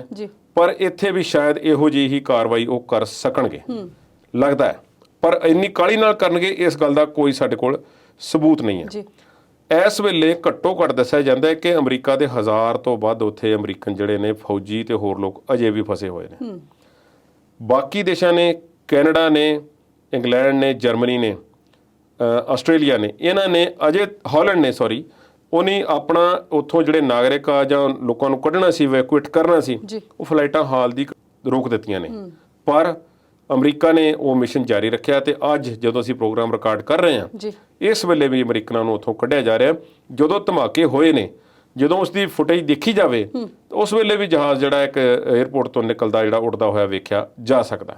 ਸੋ ਕੰਮ ਚੱਲ ਰਿਹਾ, ਸਥਿਤੀ ਬਹੁਤ ਡਾਮਾਡੋਲ ਹੈ ਤੇ ਇਹ ਵੀ ਆਖਿਆ ਜਾ ਰਿਹਾ ਕਿ ਇਸ ਤਰ੍ਹਾਂ ਦਾ ਹਮਲਾ ਫਿਰ ਹੋ ਸਕਦਾ ਹੈ ਔਰ ਹੋਰ ਕਿਤੇ ਵੀ ਹੋ ਸਕਦਾ ਹੈ। ਇਸ ਕਰਕੇ ਅਫਗਾਨ ਜਿਹੜੀ ਇਸ ਵੇਲੇ ਸਥਿਤੀ ਹੈ, ਬਹੁਤ ਜ਼ਿਆਦਾ ਇੱਕ ਬਰੂਦ ਦੇ ਢੇਰ ਤੇ ਬੈਠਾ ਹੋਇਆ ਅਫਗਾਨਿਸਤਾਨ ਅਸੀਂ ਵੇਖ ਸਕਦੇ ਹਾਂ। ਹੁਣ ਭਾਰਤ ਦੇ ਨਾਲ ਵੀ ਥੋੜ੍ਹੀਆਂ ਜੁੜੀਆਂ ਨੇ ਇਸ ਦੀਆਂ ਗੱਲਾਂ। ਨਰਿੰਦਰ ਮੋਦੀ ਦੇ ਇੱਕ ਬਿਆਨ ਤੇ ਇੱਕ ਪਾਕਿਸਤਾਨ ਰੇਡੀਓ ਨੂੰ ਦਿੱਤੀ ਗਈ ਇੰਟਰਵਿਊ ਵਿੱਚ ਤਾਲਿਬਾਨ ਦੇ ਇੱਕ ਆਗੂ ਨੇ ਕਿਹਾ ਕਿ ਨਰਿੰਦਰ ਮੋਦੀ ਨੇ ਕਿਹਾ ਕਿ ਇਹ ਅਫਗਾਨਿਸਤਾਨ ਨਹੀਂ, ਤਾਲਿਬਾਨਿਸਤਾਨ ਹੈ ਜਿਹੜਾ ਬਣ ਗਿਆ ਤੇ ਅੱਤਵਾਦ ਦਾ ਘਰ ਇਹ ਹੋਵੇਗਾ। ਇਸ ਤਰ੍ਹਾਂ ਦਾ ਕੋਈ ਨਰਿੰਦਰ ਮੋਦੀ ਦਾ ਬਿਆਨ ਕੋਟ ਕਰਕੇ ਉਹਨਾਂ ਨੇ ਨਿਖੇਧੀ ਕੀਤੀ ਹੈ ਕਿ ਤੁਸੀਂ ਸਾਨੂੰ ਇਹ ਨਾ ਸਮਝੋ ਅਸੀਂ ਉਹ ਤਾਲਿਬਾਨ ਹੋਰ ਸੀ, ਅਸੀਂ ਹੋਰ ਹਾਂ। ਤੇ ਭਾਰਤ ਨੇ ਅਜੇ ਤੱਕ ਮੈਂ ਸਮਝਦਾ ਕਿ ਸੋਚ ਸਮਝ ਤੋਂ ਹੀ ਕੰਮ ਲਿਆ। ਭਾਵੇਂ ਅਸੀਂ ਜਿੰਨੀਆਂ ਮਰਜ਼ੀ ਗੱਲਾਂ ਕਰਦੇ ਹੋਈਏ ਸਰਕਾਰ ਦੀਆਂ, ਪਰ ਭਾਰਤ ਸਰਕਾਰ ਨੇ ਨਜਿੱਠਣ ਦਾ ਇਸ ਨੂੰ ਸੋਹਣਾ ਯਤਨ ਕੀਤਾ ਹੈ। ਇਸ ਗੱਲ ਦਾ ਵੀ ਖਿਆਲ ਰੱਖਿਆ ਕਿ ਬੇਲੋੜੀ ਬਿਆਨਬਾਜ਼ੀ ਕਿਤੇ ਨਾ ਹੋਵੇ ਤਾਂ ਕਿ ਉੱਥੇ ਫਸੇ ਹੋਏ ਭਾਰਤੀ ਨਾਗਰਿਕ, ਕਾਮੇ ਤੇ ਹੋਰ ਮਾਈਨੋਰਟੀਜ਼ ਨੂੰ ਕੋਈ ਸਮੱਸਿਆ ਜਿਹੜੀ ਹੈ ਉਹ ਆਵੇ। ਇਸ ਕਰਕੇ ਅਸੀਂ ਵਾਧੂ ਬਿਆਨਬਾਜ਼ੀ ਤੋਂ ਬਚੀਏ ਤੇ ਉਸ ਹਿਸਾਬ ਨਾਲ ਚੱਲਿਆ ਜਾ ਰਿਹਾ। ਪਰ ਇਹ ਇੱਕ ਬਿਆਨ ਜਿਹੜਾ ਨਿਕਲ ਕੇ ਆ ਰਿਹਾ ਪਾਕਿਸਤਾਨ ਰੇਡੀਓ ਦੇ ਹਵਾਲੇ ਨਾਲ, ਇਸ ਦੀ ਅਜੇ ਕੋਈ ਬਹੁਤੀ ਤਹਿ ਤੱਕ ਜਾਣ ਦੀ ਕਿਸੇ ਨੇ ਕੋਸ਼ਿਸ਼ ਕੀਤੀ ਨਹੀਂ। ਕਿੰਨਾ ਕੁ ਸੀਰੀਅਸਲੀ ਤਾਲਿਬਾਨ ਇਸ ਨੂੰ ਲੈਂਦੇ ਨੇ ਜਾਂ ਸਿਰਫ ਉਹਨਾਂ ਨੇ ਭਾਰਤ ਨੂੰ ਵਾਰਨਿੰਗ ਦਿੱਤੀ ਹੈ ਕਿ ਤੁਸੀਂ ਸਾਡੇ ਇੰਟਰਨਲ ਮਾਮਲਿਆਂ ਦੇ ਵਿੱਚ, ਅੰਦਰੂਨੀ ਮਾਮਲਿਆਂ ਦੇ ਵਿੱਚ ਦਖਲ ਨਾ। ਜੀ ਕੁਲਦੀਪ ਜੀ, ਗੱਲ ਅਫਗਾਨਿਸਤਾਨ ਦੀ ਅਸੀਂ ਕਾਫੀ ਕਰ ਲਈ ਹੈ, ਬੰਬਾਂ ਦੀ ਗੱਲ ਕਰ ਲਈ, ਧਮਾਕਿਆਂ ਦੀ ਕਰ ਲਈ, ਤੇ ਹੁਣ ਪੰਜਾਬ ਦੀ ਠੰਡੀ ਜਿਹੀ ਲੜਾਈ ਦੀ ਵੀ ਗੱਲ ਕਰੀਏ ਜਿਹੜੀ ਅੰਦਰ ਖਾਤੇ ਚੱਲੀ ਜਾਂਦੀ ਆ। 24 ਅਗਸਤ ਨੂੰ ਜੇ ਦੇਖੀਏ ਤੇ ਪੰਜਾਬ ਦੇ ਸਿਆਸੀ ਸਫਾਵਾਂ 'ਚ ਬੜੀ ਉਥਲ-ਪੁਥਲ ਮੱਚੀ ਸੀ। 32 ਦੇ ਕਰੀਬ ਮੰਤਰੀ ਤੇ ਵਿਧਾਇਕ ਕੈਪਟਨ ਦੇ ਖਿਲਾਫ ਖੜੇ ਹੋ ਗਏ ਸੀ। ਰੁਖ ਕਰ ਲਿਆ ਸੀ ਹਾਈ ਕਮਾਂਡ ਵੱਲ ਵੀ ਸਾਨੂੰ ਇਹ ਮੁੱਖ ਮੰਤਰੀ ਨਹੀਂ ਚਾਹੀਦਾ। ਤੇ ਉਹਨਾਂ ਦੀ ਬਾਗੀਆਂ ਦੀ ਮੰਗ ਦਾ ਕੀ ਬਣਿਆ ਹੁਣ? ਬਾਗੀਆਂ ਦੀ ਮੰਗ ਖੂਹ 'ਚ ਪੈ ਗਈ ਹੈ। ਇੰਨਾ ਰੌਲਾ ਪਾ ਕੇ, ਜਿੰਨਾ ਰੌਲਾ ਪਾ ਕੇ ਉਸ ਦਾ ਮਾਹਰ ਤੇ ਇਹ ਉਸ ਦਾ ਅਰਥ ਕੱਢ ਰਹੇ ਨੇ ਕਿ ਜਲਦਬਾਜ਼ੀ ਦੇ ਵਿੱਚ ਇਹਨਾਂ ਨੇ ਸਾਰਾ ਕੁਝ ਕਰ ਲਿਆ। ਉਹ ਜਲਦਬਾਜ਼ੀ ਵਿੱਚ ਇਸ ਤਰ੍ਹਾਂ, ਇੱਕ ਦਿਨ ਪਹਿਲਾਂ ਲੱਗ ਰਿਹਾ ਕਿ ਸੁਖਜਿੰਦਰ ਰੰਧਾਵਾ ਕਿਸਾਨਾਂ ਨਾਲ ਗੱਲਬਾਤ ਕਰ ਰਹੇ ਨੇ ਤੇ ਸਭ ਕੁਝ ਬਹੁਤ ਸੋਹਣਾ ਸ਼ਾਂਤ ਹੈ। ਹਾਂਜੀ, ਅਗਲੇ ਦਿਨ ਕਿਸਾਨਾਂ ਨੂੰ ਛੱਡ ਕੇ ਉਹ ਦਿੱਲੀ ਦੌੜ ਗਏ। ਅਗਲੇ ਦਿਨ ਹੀ ਜਿਹੜਾ ਜਦੋਂ ਕਿਸਾਨਾਂ ਨਾਲ ਬਾਅਦ ਦੁਪਹਿਰ ਦੀ ਅਮਰਿੰਦਰ ਸਿੰਘ ਦੀ ਮੀਟਿੰਗ ਆ ਤੇ ਉਸ ਵਿੱਚ ਸੁਖਜਿੰਦਰ ਰੰਧਾਵਾ ਹਾਜ਼ਰ ਵੀ ਨਹੀਂ ਹੁੰਦੇ, ਉਹ ਦੇਹਰਾਦੂਨ ਨੂੰ ਚਲੇ ਗਏ, ਉਹ ਦੇਹਰਾਦੂਨ ਨੂੰ ਜਾਂਦੇ ਨੇ। ਹੁਣ ਉਹ ਇੱਕਦਮ ਮੀਟਿੰਗ ਹੋਈ ਥੋੜੇ ਸਮੇਂ ਦੇ ਵਿੱਚ। ਇਸ ਤਰ੍ਹਾਂ ਜਾਪਦਾ ਹੈ ਕਿ ਮੀਟਿੰਗ ਬਾਜਵਾ ਸਾਹਿਬ ਦੇ ਘਰ ਹੋਈ ਹੈ ਤੇ ਅੰਦਰ ਜਿਹੜੀ ਗੱਲ ਹੋਈ ਹੈ ਨਾ, ਉਹ ਬਾਹਰ ਜਦੋਂ ਤੱਕ ਨਿਕਲ ਕੇ ਆਈ ਹੈ ਉਸ ਵਿੱਚ ਥੋੜੀ ਸਪੀਡ ਹੋਰ ਬਣ ਗਈ। ਉਹਦੀ ਜਿਹੜਾ ਪ੍ਰੈਸ਼ਰ ਬਣਿਆ ਹੋਇਆ ਸੀ ਨਾ, ਉਹ ਪ੍ਰੈਸ਼ਰ ਵੱਧ ਗਿਆ ਤੇ ਬਾਹਰ ਆ ਕੇ ਉਹ ਸੀਟੀ ਵੱਜ ਪਈ। ਹੁਣ ਉਹ ਬਾਹਰ ਆ ਕੇ ਬਾਜਵਾ ਸਾਹਿਬ ਨੇ ਤੇ ਕਹਿਤਾ ਕਿ ਸਾਨੂੰ ਮੁੱਖ ਮੰਤਰੀ ਵਜੋਂ ਮਨਜ਼ੂਰ ਨਹੀਂ, ਜੇ ਅੱਗੇ ਚੱਲਣਾ ਤਾਂ ਮੁੱਖ ਮੰਤਰੀ ਬਦਲੋ ਤੇ ਇਲੈਕਸ਼ਨਾਂ ਜੇ ਲੜਨੀਆਂ ਤੇ ਕੈਪਟਨ ਅਮਰਿੰਦਰ ਸਿੰਘ ਦੇ ਨਾਂ ਥੱਲੇ ਇਲੈਕਸ਼ਨਾਂ ਹੋਣੀਆਂ ਨਹੀਂ ਚਾਹੀਦੀਆਂ, ਅਸੀਂ ਜਿੱਤ ਨਹੀਂ ਸਕਾਂਗੇ ਕਦੀ ਵੀ। ਚਰਨਜੀਤ ਚੰਨੀ ਨੇ ਵੀ ਹਾਂ ਮਿਲਾਈ, ਸੁਖਜਿੰਦਰ ਰੰਧਾਵਾ ਨੇ ਵੀ ਹਾਂ ਭਰੀ, ਪਰ ਜਿਹੜੇ ਇਹ 2-3 ਆਗੂ ਰਹਿ ਗਏ ਅਸਲ ਵਿੱਚ ਜ਼ਿਆਦਾ ਤਿੱਖੇ ਤੇਵਰਾਂ ਵਾਲੇ। ਇੱਕ ਦੋ ਵਿਧਾਇਕ ਤਾਂ ਇਹ ਵੀ ਹੁਣ ਕਹਿੰਦੇ ਸੁਣੇ ਗਏ ਨੇ, ਉਹਨੇ ਕਿਹਾ ਕਿ ਅਸੀਂ ਮੀਟਿੰਗ ਵਿੱਚ ਗਏ ਜ਼ਰੂਰ ਸੀ, ਪਰ ਜਦੋਂ ਸਾਨੂੰ ਪਤਾ ਲੱਗਾ ਕਿ ਸਾਰੀ ਸਾਜ਼ਿਸ਼ ਜਿਹੜੀ ਹੈ ਕੈਪਟਨ ਅਮਰਿੰਦਰ ਸਿੰਘ ਦੇ ਖਿਲਾਫ ਹੋ ਰਹੀ ਹੈ ਤੇ ਅਸੀਂ ਮੀਟਿੰਗ ਵਿੱਚੋਂ ਪਹਿਲੇ ਬਾਹਰ ਆ ਗਏ ਸੀ ਜੀ। ਉਹ ਕੱਤੀਆਂ ਬੱਤੀਆਂ ਚੋਂ ਵੀ ਕੁਝ ਤੇ ਪਿੱਛੇ ਖੜੇ ਰਹੇ, ਨਾ ਉੱਥੇ ਕੁਝ ਬੋਲੇ ਨੇ ਨਾ ਬਾਅਦ ਵਿੱਚ ਬੋਲੇ ਨੇ। ਕਈਆਂ ਨੇ ਫਿਰ ਆਪਣੇ ਆਪ ਨੂੰ ਪਿਛਾਂਹ ਖਿੱਚ ਲਿਆ, ਜਤਿੰਦਰ ਸਿੰਘ ਮੋਫਰ ਨੇ, ਰਾਜਾ ਵੜਿੰਗ ਨੇ, ਇਹ ਕਈਆਂ ਨੇ ਆਪਣੇ ਆਪ ਨੂੰ ਵਾਪਸ ਮੋੜ ਲਿਆ ਤੇ ਕਈ ਫਿਰ ਮੁੜੇ ਨਹੀਂ, ਉਹ ਦੇਹਰਾਦੂਨ ਨੂੰ ਗਏ ਜੀ। ਦੇਹਰਾਦੂਨ ਜਾਂਦੇ ਨੇ ਸਾਡੇ ਪੰਜਾਬ ਕਾਂਗਰਸ ਦੇ ਇੰਚਾਰਜ ਹਰੀਸ਼ ਰਾਵਤ, ਉੱਤਰਾਖੰਡ ਦੇ ਸਾਬਕਾ ਮੁੱਖ ਮੰਤਰੀ ਜੀ। ਦੇਹਰਾਦੂਨ ਜਾਂਦੇ ਨੇ ਤੇ ਜਾਂਦਿਆਂ ਨੂੰ ਜਵਾਬ ਮਿਲ ਜਾਂਦਾ ਕਿ ਚੋਣਾਂ ਤੇ ਕੈਪਟਨ ਅਮਰਿੰਦਰ ਸਿੰਘ ਦੀ ਅਗਵਾਈ ਹੇਠ ਹੀ ਲੜੀਆਂ ਜਾਣਗੀਆਂ। ਸ਼ਾਇਦ ਜਦੋਂ ਤੱਕ ਉਹ ਦੇਹਰਾਦੂਨ 2-2.5 ਘੰਟਿਆਂ ਦੇ ਵਿੱਚ ਪਹੁੰਚੇ ਹੋਣਗੇ ਚੰਡੀਗੜ੍ਹ ਤੋਂ, ਜਾਂ 3 ਘੰਟੇ ਜਿੰਨਾ ਵੀ ਸਮਾਂ ਲੱਗਦਾ ਹੈ ਜੀ, ਤੇ ਉਦੋਂ ਤੱਕ ਰਾਵਤ ਸਾਹਿਬ ਨੇ ਹਾਈ ਕਮਾਂਡ ਨਾਲ ਸਲਾਹ ਕਰਕੇ ਮੂਡ ਬਣਾ ਲਿਆ ਹੋਵੇਗਾ ਕਿ ਮੈਂ ਕੀ ਜਵਾਬ ਦੇਣਾ। ਉੱਥੋਂ ਉਹਨਾਂ ਨੂੰ ਜਵਾਬ ਮਿਲਿਆ। ਹਰੀਸ਼ ਰਾਵਤ ਨੇ ਬਹੁਤ ਸਟਰੋਂਗ ਜਿਹੜਾ ਸੀ ਓਪੀਨੀਅਨ ਉੱਥੋਂ ਨਿਕਲ ਕੇ ਦਿੱਤਾ, ਜੀ। ਜਿਸ ਤੋਂ ਮਾਯੂਸ ਹੋ ਕੇ ਕੁਝ ਤੇ ਵਾਪਸ ਮੁੜਿਆ ਤੇ ਕੁਝ ਦਿੱਲੀ ਨੂੰ ਚਲੇਗਾ। ਉੱਥੋਂ ਹੀ ਦਿੱਲੀ ਨੂੰ ਚਲੇਗਾ ਤੇ ਦਿੱਲੀ ਜਾ ਕੇ ਸੂਤਰਾਂ ਮੁਤਾਬਕ ਰਾਹੁਲ ਗਾਂਧੀ ਨਾਲ ਗੱਲਬਾਤ ਕਰਨ ਦੀ ਕੋਸ਼ਿਸ਼ ਕੀਤੀ। ਸੋਨੀਆ ਗਾਂਧੀ ਨੇ ਪਹਿਲੇ ਦਿਨ ਹੀ ਸਮਾਂ ਦੇਣ ਤੋਂ ਨਾ ਕਰ ਦਿੱਤੀ ਸੀ ਤੇ ਰਾਹੁਲ ਗਾਂਧੀ ਨੇ ਵੀ ਸਮਾਂ ਨਹੀਂ ਦਿੱਤਾ। ਜੀ। ਉੱਥੇ ਹੀ ਨੇ ਚਰਨਜੀਤ ਚੰਨੀ ਕੈਬਨਿਟ ਦੀ ਵਰਚੁਅਲ ਮੀਟਿੰਗ ਦੇ ਵਿੱਚ ਤੇ ਸ਼ਾਮਲ ਹੋਏ, ਪਰ ਉਸ ਤੋਂ ਬਾਅਦ ਉਹ ਵੀ ਕੋਈ ਬਹੁਤਾ ਚਮਕੇ ਨਹੀਂ। ਅਜੇ ਤ੍ਰਿਪਤ ਰਜਿੰਦਰ ਸਿੰਘ ਬਾਜਵਾ, ਕੁਛ ਉਹਨਾਂ ਦੇ ਨਾਲ ਹੋਰ ਸੁਖਜਿੰਦਰ ਸਿੰਘ ਰੰਧਾਵਾ, ਚਰਨਜੀਤ ਚੰਨੀ, ਇਹ ਅਜੇ ਉਸੇ ਖੇਮੇ ਵੱਲ ਨੇ, ਪਰ ਉਹ ਖੇਮਾ ਜਿਸ ਨੂੰ ਨਵਜੋਤ ਸਿੱਧੂ ਵਾਲਾ ਖੇਮਾ ਉਦੋਂ ਆਖਿਆ ਜਾ ਰਿਹਾ ਸੀ, ਉਹ ਖੇਮਾ ਕਮਜ਼ੋਰ ਪੈਂਦਾ ਜਾਪ ਰਿਹਾ। ਤੁਸੀਂ ਕਹਿ ਰਹੇ ਹਰੀਸ਼ ਰਾਵਤ ਨੇ ਬੜਾ ਸਟੈਂਡ ਲਿਆ ਤੇ ਅੱਜ ਉਹ ਕਹਿੰਦੇ ਨੇ ਕਿ ਮੈਂ ਮੁਕਤੀ ਚਾਹੁੰਦਾ ਕਾ ਪੰਜਾਬ ਕਾਂਗਰਸ ਦੀ ਜ਼ਿੰਮੇਵਾਰੀ ਤੋਂ। ਹਰੀਸ਼ ਰਾਵਤ ਨੇ ਕਈ ਕੁਝ ਆਖਿਆ, ਉਹਨਾਂ ਨੇ ਇਹ ਵੀ ਬਾਅਦ ਚ ਆਖਿਆ, ਸਟਰੋਂਗ ਮੈਂ ਇਸ ਕਰਕੇ ਆਖਿਆ, ਜਿਹੜੀਆਂ ਉਹਨਾਂ ਨੇ ਗੱਲਾਂ ਬਾਅਦ ਚ ਕੀਤੀਆਂ ਉਹਦੇ ਕਰਕੇ। ਜੀ। ਉਹਨਾਂ ਨੇ ਕਿਹਾ ਕਿ ਇਸ ਤਰ੍ਹਾਂ ਅਸੀਂ ਨਵਜੋਤ ਸਿੰਘ ਸਿੱਧੂ ਨੂੰ ਪੰਜਾਬ ਕਾਂਗਰਸ ਪ੍ਰਦੇਸ਼ ਕਾਂਗਰਸ ਦਾ ਜਿਹੜਾ ਪ੍ਰਧਾਨ ਬਣਾ ਦਿੱਤਾ, ਪਰ ਸਾਰੀ ਕਾਂਗਰਸ ਤਾਂ ਨਹੀਂ ਦੇਤੀ ਉਹਨੂੰ, ਉਹ ਜੋ ਮਰਜ਼ੀ ਡਿਸੀਜਨ ਲੈਂਦਾ ਫਿਰੇ। ਜੀ। ਤੇ ਕੈਪਟਨ ਅਮਰਿੰਦਰ ਸਿੰਘ ਸਾਡੇ ਇੰਨੇ ਪੁਰਾਣੇ ਮੁੱਖ ਮੰਤਰੀ ਆ, ਤੁਸੀਂ ਮੁੱਦਿਆਂ ਦੀ ਗੱਲ ਕਰੋ, ਤੁਸੀਂ ਇਹ ਬਦਲੀ ਕਰ ਦੇਣਾ ਉਹ ਕਰ ਦੇਣਾ, ਇਹ ਤਾਂ ਗੱਲਾਂ ਹੀ ਨਹੀਂ ਹੋਈਆਂ। ਉਹਨਾਂ ਨਾਲ ਇਹ ਵੀ ਕਹਿ ਦਿੱਤਾ ਕਿ ਸਾਡੇ ਕੋਲ ਪੰਜਾਬ 'ਚ ਲੀਡਰਾਂ ਦੀ ਕਮੀ ਨਹੀਂ। ਨਵਜੋਤ ਸਿੰਘ ਸਿੱਧੂ ਨੂੰ ਇਹ ਸਿੱਧਾ ਜਿਹਾ ਇਸ਼ਾਰਾ ਸੀ ਕਿ ਤੁਸੀਂ ਭਾਈ ਜਿੰਨਾ ਕੁ ਤੁਹਾਨੂੰ ਜ਼ਿੰਮੇਵਾਰੀ ਦਿੱਤੀ ਗਈ ਹੈ ਤੁਸੀਂ ਉਸ ਹੱਦ ਤੱਕ ਸੀਮਿਤ ਰਹੋ। ਜੀ। ਹਰੀਸ਼ ਰਾਵਤ ਨੇ ਕਾਫੀ ਸਟਰੋਂਗ ਬਿਆਨ ਦਿੱਤੇ ਨੇ ਤੇ ਆਪਣੇ ਸਿਰ ਖੁਦ ਹੋ ਕੇ ਨਹੀਂ। ਹਾਲਾਂਕਿ ਉਹਨੇ ਇਹ ਨਹੀਂ ਗੱਲ ਆਖ ਦਿੱਤੀ ਹੈ ਕਿ ਸਾਰੀ ਗੱਲ ਸੁਣਨ ਤੋਂ ਬਾਅਦ ਇੱਕ ਜਾਂਚ ਰਿਪੋਰਟ ਜਿਹੜੀ ਹੈ ਜਾਂ ਆਪਣਾ ਓਪੀਨੀਅਨ ਜਿਹੜਾ ਹੈ ਇੰਚਾਰਜ ਹੋਣ ਦੇ ਨਾਤੇ ਉਹ ਮੈਂ ਹਾਈ ਕਮਾਂਡ ਨੂੰ ਸੌਂਪ ਦਿੱਤਾ ਹੈ ਜਾਂ ਸੌਂਪ ਦੇਣਾ ਹੈ ਤੇ ਫੈਸਲਾ ਅਖੀਰ ਉਹਨਾਂ ਨੇ ਕਰਨਾ ਹੈ ਵੀ ਇਹ ਹੁਣ ਇਹਨਾਂ ਜਿਹੜੇ ਬਾਗੀਆਂ ਦੀ ਸੁਣਨੀ ਹੈ ਕਿ ਕੈਪਟਨ ਅਮਰਿੰਦਰ ਸਿੰਘ ਦੀ ਸੁਣੀ ਜਾਵੇਗੀ। ਰੋਂਗ ਟਾਈਮਿੰਗ ਹੋ ਗਈ, ਕਾਲੀ ਦੇ ਵਿੱਚ ਫੈਸਲਾ ਹੋ ਗਿਆ ਤੇ ਬਾਗੀ ਇਸ ਵੇਲੇ ਉਹ ਬਾਗੀ ਰਹਿ ਜਾਣਗੇ ਇਸ ਤਰ੍ਹਾਂ ਲੱਗਦਾ ਹੈ। ਇੱਕ ਤੇ ਕਿਸਾਨਾਂ ਵਾਲਾ ਮੁੱਦਾ ਉਦੋਂ ਪੈਂਡਿੰਗ ਸੀ, ਉਹ ਬਾਗੀਆਂ ਦੇ ਖਿਲਾਫ ਇਹ ਵੀ ਗੱਲ ਕਹੀ ਕਿ ਇੰਨਾ ਇੰਪੋਰਟੈਂਟ ਮੁੱਦਾ ਹੋਵੇ, ਕਿਸਾਨਾਂ ਨਾਲ ਮੀਟਿੰਗ ਹੈ ਤੇ ਮੇਰਾ ਖਿਆਲ ਹੈ ਕਿ ਜ਼ਿਆਦਾ ਜਿਹੜੀ ਇਸ ਨੂੰ ਤੂਲ ਮਿਲੀ ਹੋਵੇਗੀ ਸ਼ਾਇਦ ਇਸ ਕਰਕੇ ਹੋਵੇ ਕਿ ਸੁਖਜਿੰਦਰ ਰੰਧਾਵਾ 2 ਦਿਨ ਕਿਸਾਨਾਂ ਨਾਲ ਮੱਥਾ ਮਾਰਦੇ ਰਹੇ ਤੇ ਮਾਹਿਰਾਂ ਨਾਲ ਮੱਥਾ ਮਾਰਦੇ ਰਹੇ ਤੇ ਮਿਲ ਮਾਲਕਾਂ ਨਾਲ, ਤੇ ਫੈਸਲਾ ਜੇ ਕੈਪਟਨ ਅਮਰਿੰਦਰ ਸਿੰਘ ਨੇ ਕਰਨਾ ਸੀ ਤੇ ਫਿਰ 2 ਦਿਨ ਇੰਨਾ ਕੁਝ ਕਰਨ ਦੀ ਕੀ ਲੋੜ ਸੀ। ਉੱਥੋਂ ਸ਼ਾਇਦ ਨਾਰਾਜ਼ ਹੋਏ ਹੁਣ, ਸ਼ਾਇਦ ਉਹਨਾਂ ਨੂੰ ਪਤਾ ਲੱਗਿਆ ਹੋਵੇ ਜਾਂ ਇਹ ਪਤਾ ਲੱਗਿਆ ਹੋਵੇ ਕਿ 3 ਵਜੇ ਦੀ ਮੀਟਿੰਗ ਵਾਸਤੇ ਮੈਨੂੰ ਬੁਲਾਇਆ ਨਹੀਂ ਜਾ ਰਿਹਾ। ਕੀ ਪਤਾ ਕੀ ਗੱਲ ਹੈ। ਇਹ ਸਾਰੀਆਂ ਅੰਦਰੂਨੀ ਗੱਲਾਂ ਨੇ, ਕਲੇਸ਼ ਘਟਿਆ ਨਹੀਂ, ਕਲੇਸ਼ ਵੱਧ ਰਿਹਾ। ਹਰੀਸ਼ ਰਾਵਤ ਨੇ ਪਰ ਹੱਥ ਕਹਿੰਦੇ ਜੋੜ ਦਿੱਤੇ ਆ ਕਿ ਜਿੰਨੀ ਨਾਤੀ ਓਨਾ ਪੁੰਨ ਬੜਾ ਹੈ ਤੇ ਮੈਂ ਹੁਣ ਪੰਜਾਬ ਪ੍ਰਦੇਸ਼ ਕਾਂਗਰਸ ਦੇ ਇੰਚਾਰਜ ਵਜੋਂ ਮੈਨੂੰ ਛੁੱਟੀ ਦਿਓ ਰੱਬ ਦੇ ਵਾਸਤੇ। ਸਾਡੇ ਆਪਣੇ ਸੂਬੇ 'ਚ ਵੀ ਉਦੋਂ ਹੀ ਵੋਟਾਂ ਨੇ ਫਰਵਰੀ 'ਚ ਜਦੋਂ ਪੰਜਾਬ 'ਚ ਨੇ ਤੇ ਮੈਨੂੰ ਇੱਧਰ ਧਿਆਨ ਕੇਂਦਰਿਤ ਕਰਨਾ। ਸਾਰੀ એનર્ਜੀ ਕਲੇਸ਼ ਤੇ ਲੱਗ ਗਈ ਤੇ ਆਪਣੇ ਵਾਲੇ ਕੀ ਕਰਨਗੇ। ਬਿਲਕੁਲ। ਪੰਜਾਬ ਦੀ ਸਿਆਸਤ ਦੀਆਂ ਕੁਝ ਪਰਤਾਂ ਹੋਰ ਵੀ ਖੋਲਾਂਗੇ, ਪਰ ਇਸ ਵੇਲੇ ਵੇਲਾ ਹੋ ਗਿਆ ਇੱਕ ਵਕਫੇ ਦਾ। ਜਲਦੀ ਹਾਜ਼ਰ ਹੁੰਨੇ ਆ।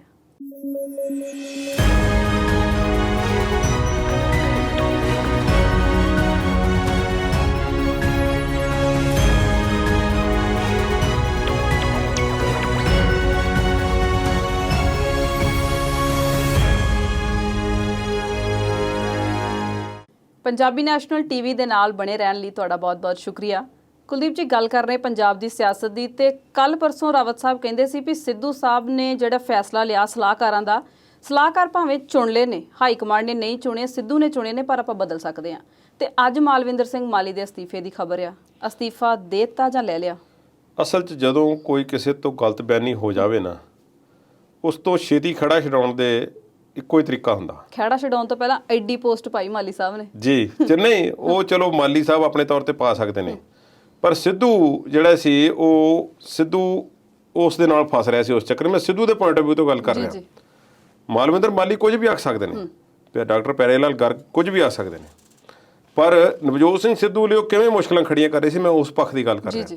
ਜਦੋਂ ਕੁਝ ਗਲਤ ਹੋ ਜਾਂਦਾ ਜਾਂ ਤੇ ਉਹਦਾ ਸਪਸ਼ਟੀਕਰਨ ਦਿਓ ਤੇ ਜਿਹਦੇ ਨਾਲ ਸਾਰੇ ਚੁੱਪ ਹੋ ਜਾਣ, ਜਾਂ ਮੁਆਫੀ ਮੰਗ ਲਓ, ਤੇ ਇੱਕ ਤੀਜਾ ਸੋਲੂਸ਼ਨ ਹੈ ਉਹ ਹੈ ਕਿ ਗੱਲ ਨੂੰ ਲਮਕਾ ਦਿਓ, ਲੰਮਾ ਸਮਾਂ ਦੇ ਦਿਓ, ਚੁੱਪ ਕਰ ਜਾਓ, ਹੌਲੀ ਸਹਿਜੇ ਗੱਲ ਦਬ ਜਾਵੇਗੀ। ਜਿਵੇਂ ਨਵਜੋਤ ਸਿੰਘ ਸਿੱਧੂ ਨੇ ਪਾਕਿਸਤਾਨ ਫੌਜ ਦੇ ਮੁਖੀ ਨੂੰ ਜੱਫੀ ਪਾ ਲਈ ਸੀ, ਮਾੜਾ ਚੰਗਾ ਤੇ ਕੁਝ ਨਹੀਂ ਆਖਿਆ ਕਿ ਮੈਂ ਠੀਕ ਕੀਤਾ ਜਾਂ ਉਹ ਕੀਤਾ ਜਾਂ ਮੈਨੂੰ ਮਾਫੀ ਦੇ ਦਿਓ, ਗੱਲ ਹੌਲੀ ਹੌਲੀ ਦਬ ਗਈ। ਉਹ ਮੁੱਦਾ ਹੁਣ ਕੋਈ ਖਾਸ ਮੁੱਦਾ ਨਹੀਂ ਰਿਹਾ।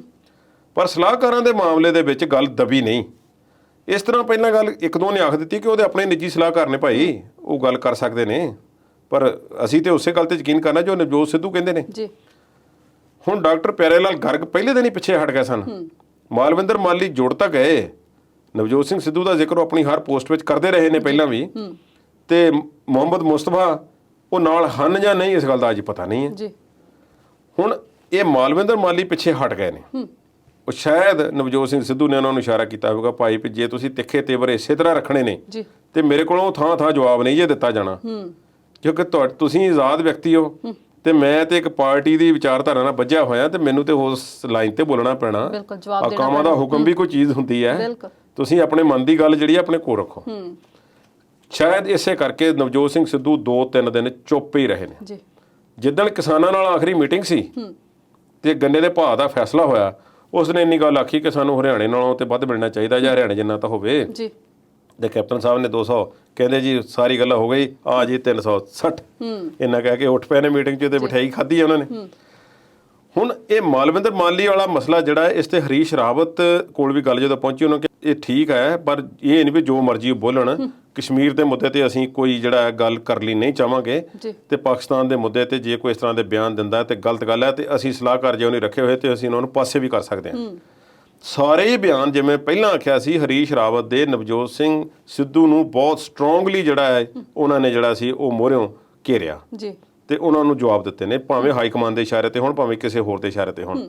ਮੇਰਾ ਆਪਣਾ ਵੈਸੇ ਮੈਨੂੰ ਲੱਗਦਾ ਨਹੀਂ ਕਿ ਉਹ ਆਪਣੇ ਵੱਲੋਂ ਇਹ ਗੱਲ ਕਰਦੇ ਹੋਣਗੇ। ਪਰ ਸਿੱਧੂ ਸਾਹਿਬ ਦੀ ਸਮਝ ਨਹੀਂ ਆਉਂਦੀ, ਕਦੇ ਤੇ ਦੜਵੱਟ ਲੈਂਦੇ ਨੇ ਤੇ ਕਦੇ ਕਹਿੰਦੇ ਇੱਟ ਨਾ ਇੱਟ ਖੜਕਾ ਦੇਾਂਗੇ। ਇੱਕ ਵਪਾਰੀਆਂ ਦੇ ਫੰਕਸ਼ਨ ਵਿੱਚ ਅੰਮ੍ਰਿਤਸਰ ਵਿੱਚ ਬੋਲਦੇ ਹੋਏ ਉਹਨਾਂ ਨੇ ਇਹ ਬਿਆਨ ਦਿੱਤੇ ਨੇ, ਪਰ ਇਹ ਜੇ ਅਸੀਂ ਪਿਛਲੇ 2 ਮਹੀਨਿਆਂ ਤੋਂ ਲਾਈਏ ਤੇ ਉਹਨਾਂ ਨੇ ਜਿੰਨੇ ਬਿਆਨ ਦਿੱਤੇ ਸੀ ਜ਼ੋਰਦਾਰ, ਫਿਰ ਕਾਂਗਰਸ ਪ੍ਰਧਾਨ ਬਣਨ ਤੋਂ ਬਾਅਦ ਉਹਨਾਂ ਨੇ ਜੋ ਆਪਣੇ ਆਪ ਨੂੰ ਥੋੜਾ ਬਦਲਿਆ, ਥੋੜਾ ਜਿਹਾ ਰੋਜ਼ ਨਵੀਆਂ ਜਿਹੀਆਂ ਗੱਲਾਂ ਕਰਦੇ ਰਹੇ ਨੇ। ਉਹ ਗੱਲਾਂ ਨਹੀਂ ਬਦਲੀਆਂ, ਹੋਰ ਉਹਨਾਂ ਦੇ ਪੱਗ ਦਾ ਰੰਗ, ਸਲਵਾਰ ਕਮੀਜ਼ ਦਾ ਤੇ ਗਲ ਵਿੱਚ ਪਾਏ ਹੋਏ ਰੁਮਾਲ ਦਾ ਸਾਰਾ ਕੁਝ ਨਾਲ ਬਦਲਦਾ ਰਿਹਾ। ਉਹ ਮੋੜ ਕੱਟਦੇ ਰਹੇ ਨੇ, ਉਹ ਕਿਸੇ ਇੱਕ ਮੁੱਦੇ ਤੇ ਸਟੇਬਲ ਹੋ ਕੇ ਖਲੋਏ ਨਹੀਂ। ਜੇ ਸਾਡੀ ਸਰਕਾਰ ਆਵੇਗੀ ਇਸ ਤਰ੍ਹਾਂ ਹੋਵੇਗਾ, ਅਗਲੇ 5 ਸਾਲਾਂ 'ਚ ਅਸੀਂ ਇਸ ਤਰ੍ਹਾਂ ਕਰਾਂਗੇ। ਹੁਣ ਵੀ ਜਿਹੜਾ ਬੋਲੇ ਨੇ ਉਸ ਨੂੰ ਗੌਰ ਨਾਲ ਸੁਣਿਆ ਜਾਵੇ, ਕਿਹੜਾ ਕੰਮ ਨਹੀਂ ਹੋ ਸਕਦਾ 6 ਮਹੀਨਿਆਂ 'ਚ ਹੋ ਜੂ, 5 ਸਾਲਾਂ 'ਚ ਕਾਂਗਰਸ ਦੀ ਸਰਕਾਰ ਠੋਕ ਕੇ ਬਣੇਗੀ, ਕੰਮ ਕਰੇਗੀ, ਆਹ ਕਰਾਂਗੇ, ਇੰਨਾ ਟੈਕਸ ਇਧਰੋਂ, ਆ ਬਲੂ ਪ੍ਰਿੰਟ ਹੈ, ਥੱਬਾ ਹੈ, ਇਹਦੇ 'ਚ ਪਲਾਨ ਹੈ, ਪੰਜਾਬ ਮਾਡਲ ਹੈ, ਸਾਰਾ ਬੰਦ ਹੈ, ਸਾਰਿਆਂ ਨੂੰ ਪੁੱਛਿਆ ਮੈਂ, ਸਭ ਪਤਾ। ਠੀਕ ਹੈ, ਸਾਰੀਆਂ ਗੱਲਾਂ ਨੇ। ਨਾਲ ਉਹ ਜਿਹੜੀ ਗੱਲ ਕਹਿ ਗਏ ਨੇ ਕਿ ਜੇ ਮੈਨੂੰ ਡਿਸੀਜਨ ਨਾ ਲੈਣ ਦਿੱਤੇ ਗਏ ਤੇ ਮੈਂ ਇਸ ਤਰ੍ਹਾਂ ਚੁੱਪ ਨਹੀਂ ਰਹਿਣਾ, ਇੱਟ ਨਾ ਇੱਟ ਖੜਕਾ ਦਿਆਂਗਾ। ਹੁਣ ਇੱਟ ਨਾ ਇੱਟ ਕਿਹਦੀ ਖੜਕਾਉਣੀ ਹੈ, ਕਦੋਂ ਨੂੰ ਖੜਕਾਉਣੀ ਹੈ ਤੇ ਕਿਵੇਂ ਖੜਕਾਉਣੀ ਹੈ, ਅਗਲੇ 20 ਸਾਲ ਦੀ ਵੈਸੇ ਉਹ ਗੱਲ ਕਰਦੇ ਨੇ। 20 ਸਾਲ ਦੀ ਪਲੈਨਿੰਗ 'ਚ ਹੋ ਵੀ ਸਕਦਾ ਹੈ, ਪਰ ਇਹ ਅਟਕਲਾਂ ਬਹੁਤ ਲੱਗ ਰਹੀਆਂ ਨੇ ਇਸ ਤੋਂ ਗੱਲ ਤੋਂ ਬਾਅਦ। ਪਰ ਹੈਰਾਨੀ ਦੀ ਗੱਲ ਇਹ ਸੀ ਕਿ ਜੇ ਰਜਿੰਦਰ ਸਿੰਘ ਬਾਜਵਾ, ਸੁਖਜਿੰਦਰ ਰੰਧਾਵਾ ਤੇ ਹੋਰਨਾਂ ਆਗੂਆਂ ਨੇ ਨਵਜੋਤ ਸਿੰਘ ਸਿੱਧੂ ਦੀ ਸ਼ਾਇਦ ਤੇ ਜਿਵੇਂ ਮਹਾਰਾਣੀ ਪ੍ਰਨੀਤ ਕੌਰ ਨੇ ਆਖਿਆ ਕਿ ਸਾਰਾ ਕਲੇਸ਼ ਉਹਦੇ ਕਰਕੇ ਪਿਆ ਹੋਇਆ, ਜੇ ਸਾਰਾ ਕੁਝ ਨਵਜੋਤ ਸਿੰਘ ਸਿੱਧੂ ਦੀ ਸ਼ਾਇਦ ਤੇ ਹੋਇਆ ਹੋਵੇ ਤੇ ਨਵਜੋਤ ਸਿੰਘ ਸਿੱਧੂ ਤਾਂ 1 ਮਿੰਟ ਵੀ ਉਹਨਾਂ ਦੇ ਪਿੱਠ ਪਿੱਛੇ ਖਲੋਏ ਨਹੀਂ ਉਹਨਾਂ ਵਿਅਕਤੀਆਂ ਦੇ, ਤੇ 2 ਦਿਨ ਵਾਸਤੇ ਚੁੱਪ ਹੀ ਰਹੇ ਨੇ। ਅਖੀਰ ਅੱਜ ਪਹਿਲਾਂ ਟਵੀਟ ਕੀਤੇ ਨੇ, ਟਵੀਟ ਕੀਤੇ ਜਿਹੜੇ ਉਹਨਾਂ ਨੇ ਉਹ ਸਿੱਧੇ ਤੌਰ ਤੇ ਕੈਪਟਨ ਅਮਰਿੰਦਰ ਸਿੰਘ ਤੇ ਹਮਲਾ ਹੈ। ਬਿਜਲੀ ਦੇ ਰੇਟ ਦੀ ਗੱਲ ਕੀਤੀ, ਇੱਕ ਤੇ ਮਜੀਠੀਏ ਦੀ, ਬਿਕਰਮਜੀਤ ਸਿੰਘ ਮਜੀਠੀਆ ਦੀ ਪੇਸ਼ੀ ਦੀ ਗੱਲ ਕੀਤੀ ਹੈ ਕਿ ਅਦਾਲਤ ਵਿੱਚ ਇਹ ਮਾਮਲਾ, ਮੈਨੂੰ ਆਸ ਹੈ ਕਿ ਅਦਾਲਤ ਵਿੱਚ ਜਿਹੜਾ ਸਹੀ ਫੈਸਲਾ ਆਵੇਗਾ ਤੇ ਦੋਸ਼ੀਆਂ ਨੂੰ ਸਜ਼ਾ ਵਗੈਰਾ ਮਿਲੇਗੀ। ਚਲੋ ਤੁਸੀਂ ਆਪਣਾ ਜ਼ੋਰ ਲਾ ਲਿਆ, ਆਪਣੇ ਵੱਲੋਂ ਲੰਬੂ ਸਾਲਾ ਆਖ ਕੇ ਬਹੁਤ ਕੁਝ ਤੁਸੀਂ ਕਹਿ ਦਿੱਤਾ। ਹੁਣ ਜਿਹੜਾ ਕੰਮ ਅਦਾਲਤ ਨੇ ਕਰਨਾ ਹੈ, ਮਾਨਯੋਗ ਅਦਾਲਤ ਨੇ ਹੀ ਕਰਨਾ ਹੈ, ਤੁਸੀਂ ਉਸ ਦੇ ਵਿੱਚ ਕੁਝ ਨਹੀਂ ਕਰ ਸਕਦੇ। ਹੁਣ ਅੱਗੇ ਗੱਲ ਆਉਂਦੀ ਕਿ ਉਹਨੇ ਕੈਪਟਨ ਅਮਰਿੰਦਰ ਸਿੰਘ ਨੂੰ ਕਿਵੇਂ ਘੇਰਿਆ। ਬਿਜਲੀ ਦੇ ਰੇਟਾਂ ਦੀ ਗੱਲ ਕਰਦੇ ਨੇ, ਉਹਨੇ ਕੈਪਟਨ ਅਮਰਿੰਦਰ ਸਿੰਘ ਦੇ ਪੁਰਾਣੇ ਵੀਡੀਓ ਵੱਖਰੇ ਥਾਵਾਂ ਦੇ ਐਡਿਟ ਕਰਵਾ ਕੇ ਜਿਹੜੇ ਹਨ ਉਹ ਲੋਕਾਂ ਦੇ ਸਾਹਮਣੇ ਪੇਸ਼ ਕੀਤੇ ਨੇ ਕਿ ਕੈਪਟਨ ਅਮਰਿੰਦਰ ਸਿੰਘ ਇੱਥੇ ਕਹਿ ਰਹੇ ਨੇ ਕਿ ਸਾਨੂੰ ਨੈਸ਼ਨਲ ਗ੍ਰਿਡ ਤੋਂ ਜਦ 2 ਰੁਪਏ 58 ਪੈਸੇ ਨੂੰ ਯੂਨਿਟ ਬਿਜਲੀ ਮਿਲਦੀ ਹੈ ਤੇ ਫਿਰ ਅਸੀਂ ਆਪਣੇ ਕੰਪਨੀਆਂ ਨਾਲ 7-7 ਰੁਪਏ ਦੇ ਸਮਝੌਤੇ ਕਿਉਂ ਕੀਤੇ ਹੋਏ ਨੇ? ਜੇ ਸਾਨੂੰ 258 ਨੂੰ ਮਿਲਦੀ ਹੈ ਤੇ ਅਸੀਂ ਆਪਣਾ ਵੱਧ ਤੋਂ ਵੱਧ 1 ਰੁਪਈਆ ਉੱਪਰ ਰੱਖ ਲਈਏ ਤੇ ਅਸੀਂ ਉਹ ਆਪਣੇ ਖਰਚੇ ਪੂਰੇ ਕਰਕੇ ਤੇ ਅਸੀਂ ਲੋਕਾਂ ਕੋਲੋਂ 3 ਰੁਪਏ 3.5 ਰੁਪਏ 4 ਰੁਪਏ ਜ਼ਰੂਰ ਲੈ ਲਈਏ, ਅਸੀਂ ਤਾਂ 7 7.5 ਲੈ ਰਹੇ ਹਾਂ। ਕੈਪਟਨ ਅਮਰਿੰਦਰ ਸਿੰਘ ਉੱਥੇ ਇਹ ਵੀ ਬੋਲਦੇ ਨੇ ਕਿ ਫਲਾਣੇ ਸੂਬੇ ਦੇ ਵਿੱਚ ਇਸ ਤਰ੍ਹਾਂ ਕੀਤਾ ਜਾਂਦਾ ਤੇ ਸਾਡੇ ਕਿਉਂ ਜ਼ਿਆਦਾ ਲੈ ਜਾਂਦੇ ਨੇ। ਹੁਣ ਨਵਜੋਤ ਸਿੱਧੂ ਨੇ ਗੱਲ ਕੀਤੀ ਹੈ ਕਿ ਇਹ ਮੰਗਾਂ ਵੀ ਪੂਰੀਆਂ ਹੋਣੀਆਂ ਚਾਹੀਦੀਆਂ ਨੇ। ਹੁਣ ਸਵਾਦ ਆਵੇਗਾ ਜਦੋਂ ਇਹ ਜਿਹੜਾ ਇੱਕ ਵਿਧਾਨ ਸਭਾ ਦਾ ਸੈਸ਼ਨ ਜਿਹੜਾ ਬੁਲਾਇਆ ਜਾਵੇਗਾ। ਹੁਣ ਪਤਾ ਨਹੀਂ ਕਿ ਬੁਲਾਇਆ ਜਾਵੇਗਾ ਕਿ ਨਹੀਂ।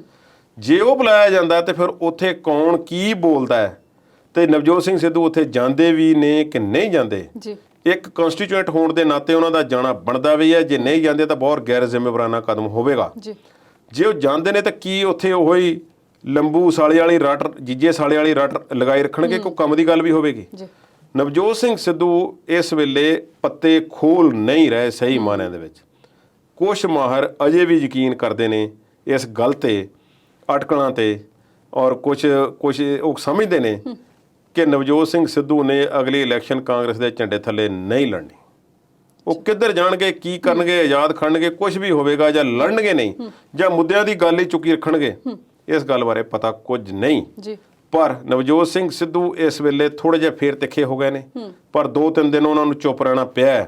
ਸ਼ਾਇਦ ਸਲਾਹਕਾਰਾਂ ਦੀ ਸਲਾਹ ਉਹਨਾਂ ਨੂੰ 2 ਦਿਨ ਪੁੱਠੀ ਪਈ ਤੇ ਸ਼ਾਇਦ ਇਸ ਕਰਕੇ ਚੁੱਪ ਰਹਿਣਾ ਪਿਆ ਹੋਵੇ। ਤੇ ਸ਼ਾਇਦ ਜਿਹੜਾ ਬਾਕੀਆਂ ਵਾਲਾ ਮਾਮਲਾ ਹੈ, ਇਸ ਮਾਮਲੇ ਦੇ ਵਿੱਚੋਂ ਬਹੁਤਾ ਕੁਝ ਨਾ ਕਹਿਣਾ ਚਾਹੁੰਦੇ ਹੋਣ। ਪਰ ਹੈਰਾਨੀ ਦੀ ਗੱਲ ਇਹ ਹੈ ਕਿ ਨਵਜੋਤ ਸਿੰਘ ਸਿੱਧੂ ਜਿਨ੍ਹਾਂ ਦੇ ਨਾਮ ਤੇ ਉੱਥੇ ਵੀ ਗੱਲ ਹੋਈ ਹੈ, ਬਾਕੀਆਂ ਨੇ ਜਦੋਂ ਬਾਹਰ ਨਿਕਲ ਕੇ ਗੱਲ ਕੀਤੀ ਹੈ, ਤੇ ਪਰ ਨਵਜੋਤ ਸਿੰਘ ਸਿੱਧੂ ਦਾ ਕੁਝ ਨਾ ਬੋਲਣਾ ਬਹੁਤ ਹੀ ਹੈਰਾਨੀਜਨਕ।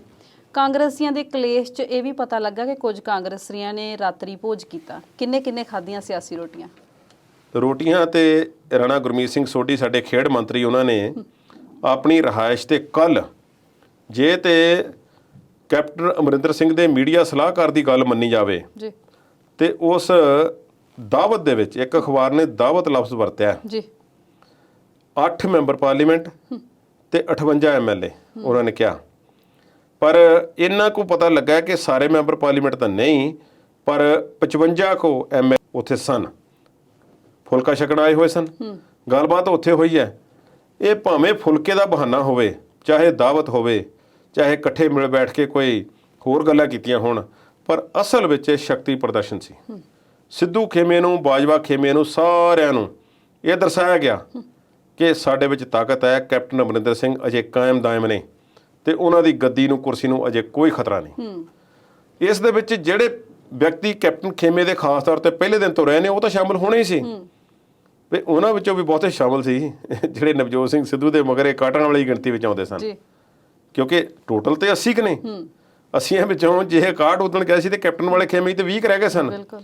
ਸ਼ਾਇਦ ਹੁਣ ਇਹ ਕਹਿ ਰਹੇ ਨੇ ਕਿ ਉਹ ਤਾਂ ਅਸੀਂ ਪ੍ਰਧਾਨ ਜੀ ਦੇ ਨਾਲ ਗਏ ਸੀ ਤੇ ਮੁੱਖ ਮੰਤਰੀ ਨੇ ਸਾਡੇ, ਦੋਵਾਂ ਪਾਸੇ ਰੋਟੀਆਂ ਖਾਣ ਵਾਲੇ ਵੀ ਹੁੰਦੇ ਨੇ ਜੀ, ਤੇ ਅਸੀਂ ਸਾਡਾ ਇੱਧਰ ਵੀ ਹੋਣਾ ਬਣਦਾ ਹੈ। ਮਨਪ੍ਰੀਤ ਬਾਦਲ, ਬ੍ਰਹਮ ਮਹਿੰਦਰਾ, ਬਲਵੀਰ ਸਿੰਘ ਸਿੱਧੂ, ਵਿਜੇਂਦਰ ਸਿੰਗਲਾ, ਸਾਧੂ ਸਿੰਘ ਧਰਮਸੋਤ, ਸਾਰੇ ਇੱਥੇ ਮਿਲੇ ਨੇ ਤੇ ਸਾਰਿਆਂ ਨੇ ਇਕਜੁੱਟਤਾ ਦਾ ਪ੍ਰਗਟਾਵਾ ਜਿਹੜਾ ਕੀਤਾ। ਤੇ ਕੈਪਟਨ ਅਮਰਿੰਦਰ ਸਿੰਘ ਨੇ ਕਿਸਾਨਾਂ ਵਾਲੇ ਮਸਲੇ ਤੇ, ਗੰਨੇ ਦੇ ਰੇਟ ਤੇ ਇਸ ਤਰ੍ਹਾਂ ਸ਼ਕਤੀ ਪ੍ਰਦਰਸ਼ਨ ਕਰਕੇ ਇੱਕ ਮਜ਼ਬੂਤ ਲੀਡਰ ਹੋਣ ਦਾ ਜੋ ਦਾਅਵਾ ਕੇਂਦਰੀ ਹਾਈ ਕਮਾਂਡ ਦੇ ਅੱਗੇ ਪੇਸ਼ ਕੀਤਾ ਹੈ, ਇਸ ਨਾਲ ਜ਼ਾਹਿਰਾ ਤੌਰ ਤੇ ਜਿਹੜੀ ਕੁਰਸੀ ਉਹਨਾਂ ਦੀ 2-4 ਦਿਨ ਪਹਿਲਾਂ ਹਿਲਦੀ ਜਾਪਦੀ ਸੀ, ਉਸ ਵਿੱਚ ਪੱਕੇ ਕਿੱਲ ਜਿਹੜੇ ਹਨ ਲੱਗ ਗਏ ਹਨ ਤੇ ਉਸ ਨੂੰ ਗਲੂ ਵਗੈਰਾ ਲੱਗ ਗਿਆ ਤੇ ਉਹਦੀਆਂ ਚੂੜਾਂ ਜਿਹੜੀਆਂ ਮਾੜੀਆਂ ਮੋਟੀਆਂ ਚੀ ਕਰਦੀਆਂ ਸੀ, ਉਹ ਤਕਰੀਬਨ ਹਟ ਗਈਆਂ ਜਾਪਦੀਆਂ ਨੇ। ਗੱਲਬਾਤ ਦਾ ਦੌਰ ਇਸੇ ਤਰ੍ਹਾਂ ਜਾਰੀ ਰੱਖਾਂਗੇ, ਪਰ ਇਸ ਵੇਲੇ ਵੇਲਾ ਹੋ ਗਿਆ ਇੱਕ ਬ੍ਰੇਕ ਦਾ। ਜਲਦ ਹਾਜ਼ਰ ਹੁੰਦੇ ਹਾਂ।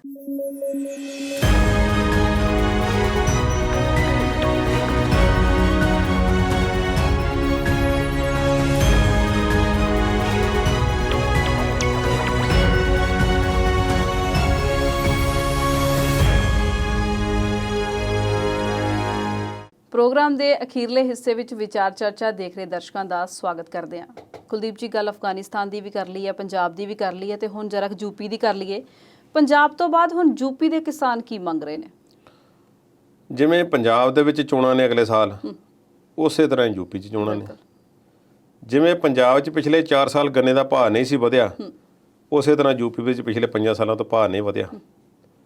325 ਰੁਪਏ SAP, ਸਟੇਟ ਐਡਵਾਈਜ਼ਰੀ ਪ੍ਰਾਈਸ, ਤੇ ਪਲੱਸ FRP ਫੇਅਰ ਰੀਨਿਬਰੇਟਿਵ ਪ੍ਰਾਈਸ ਜਿਹੜੀ ਕੇਂਦਰ ਨੇ ਐਲਾਨ ਕਰਨੀ ਹੁੰਦੀ ਹੈ ਜੀ ਉਹ ਰਲਾ ਮਿਲਾ ਕੇ 325 ਰੁਪਏ ਕਿਸਾਨਾਂ ਨੂੰ ਮਿਲਦੇ ਨੇ ਜੋ ਅੱਜ ਤੋਂ 5 ਸਾਲ ਪਹਿਲਾਂ ਤੈਅ ਕੀਤੇ ਗਏ ਸੀ।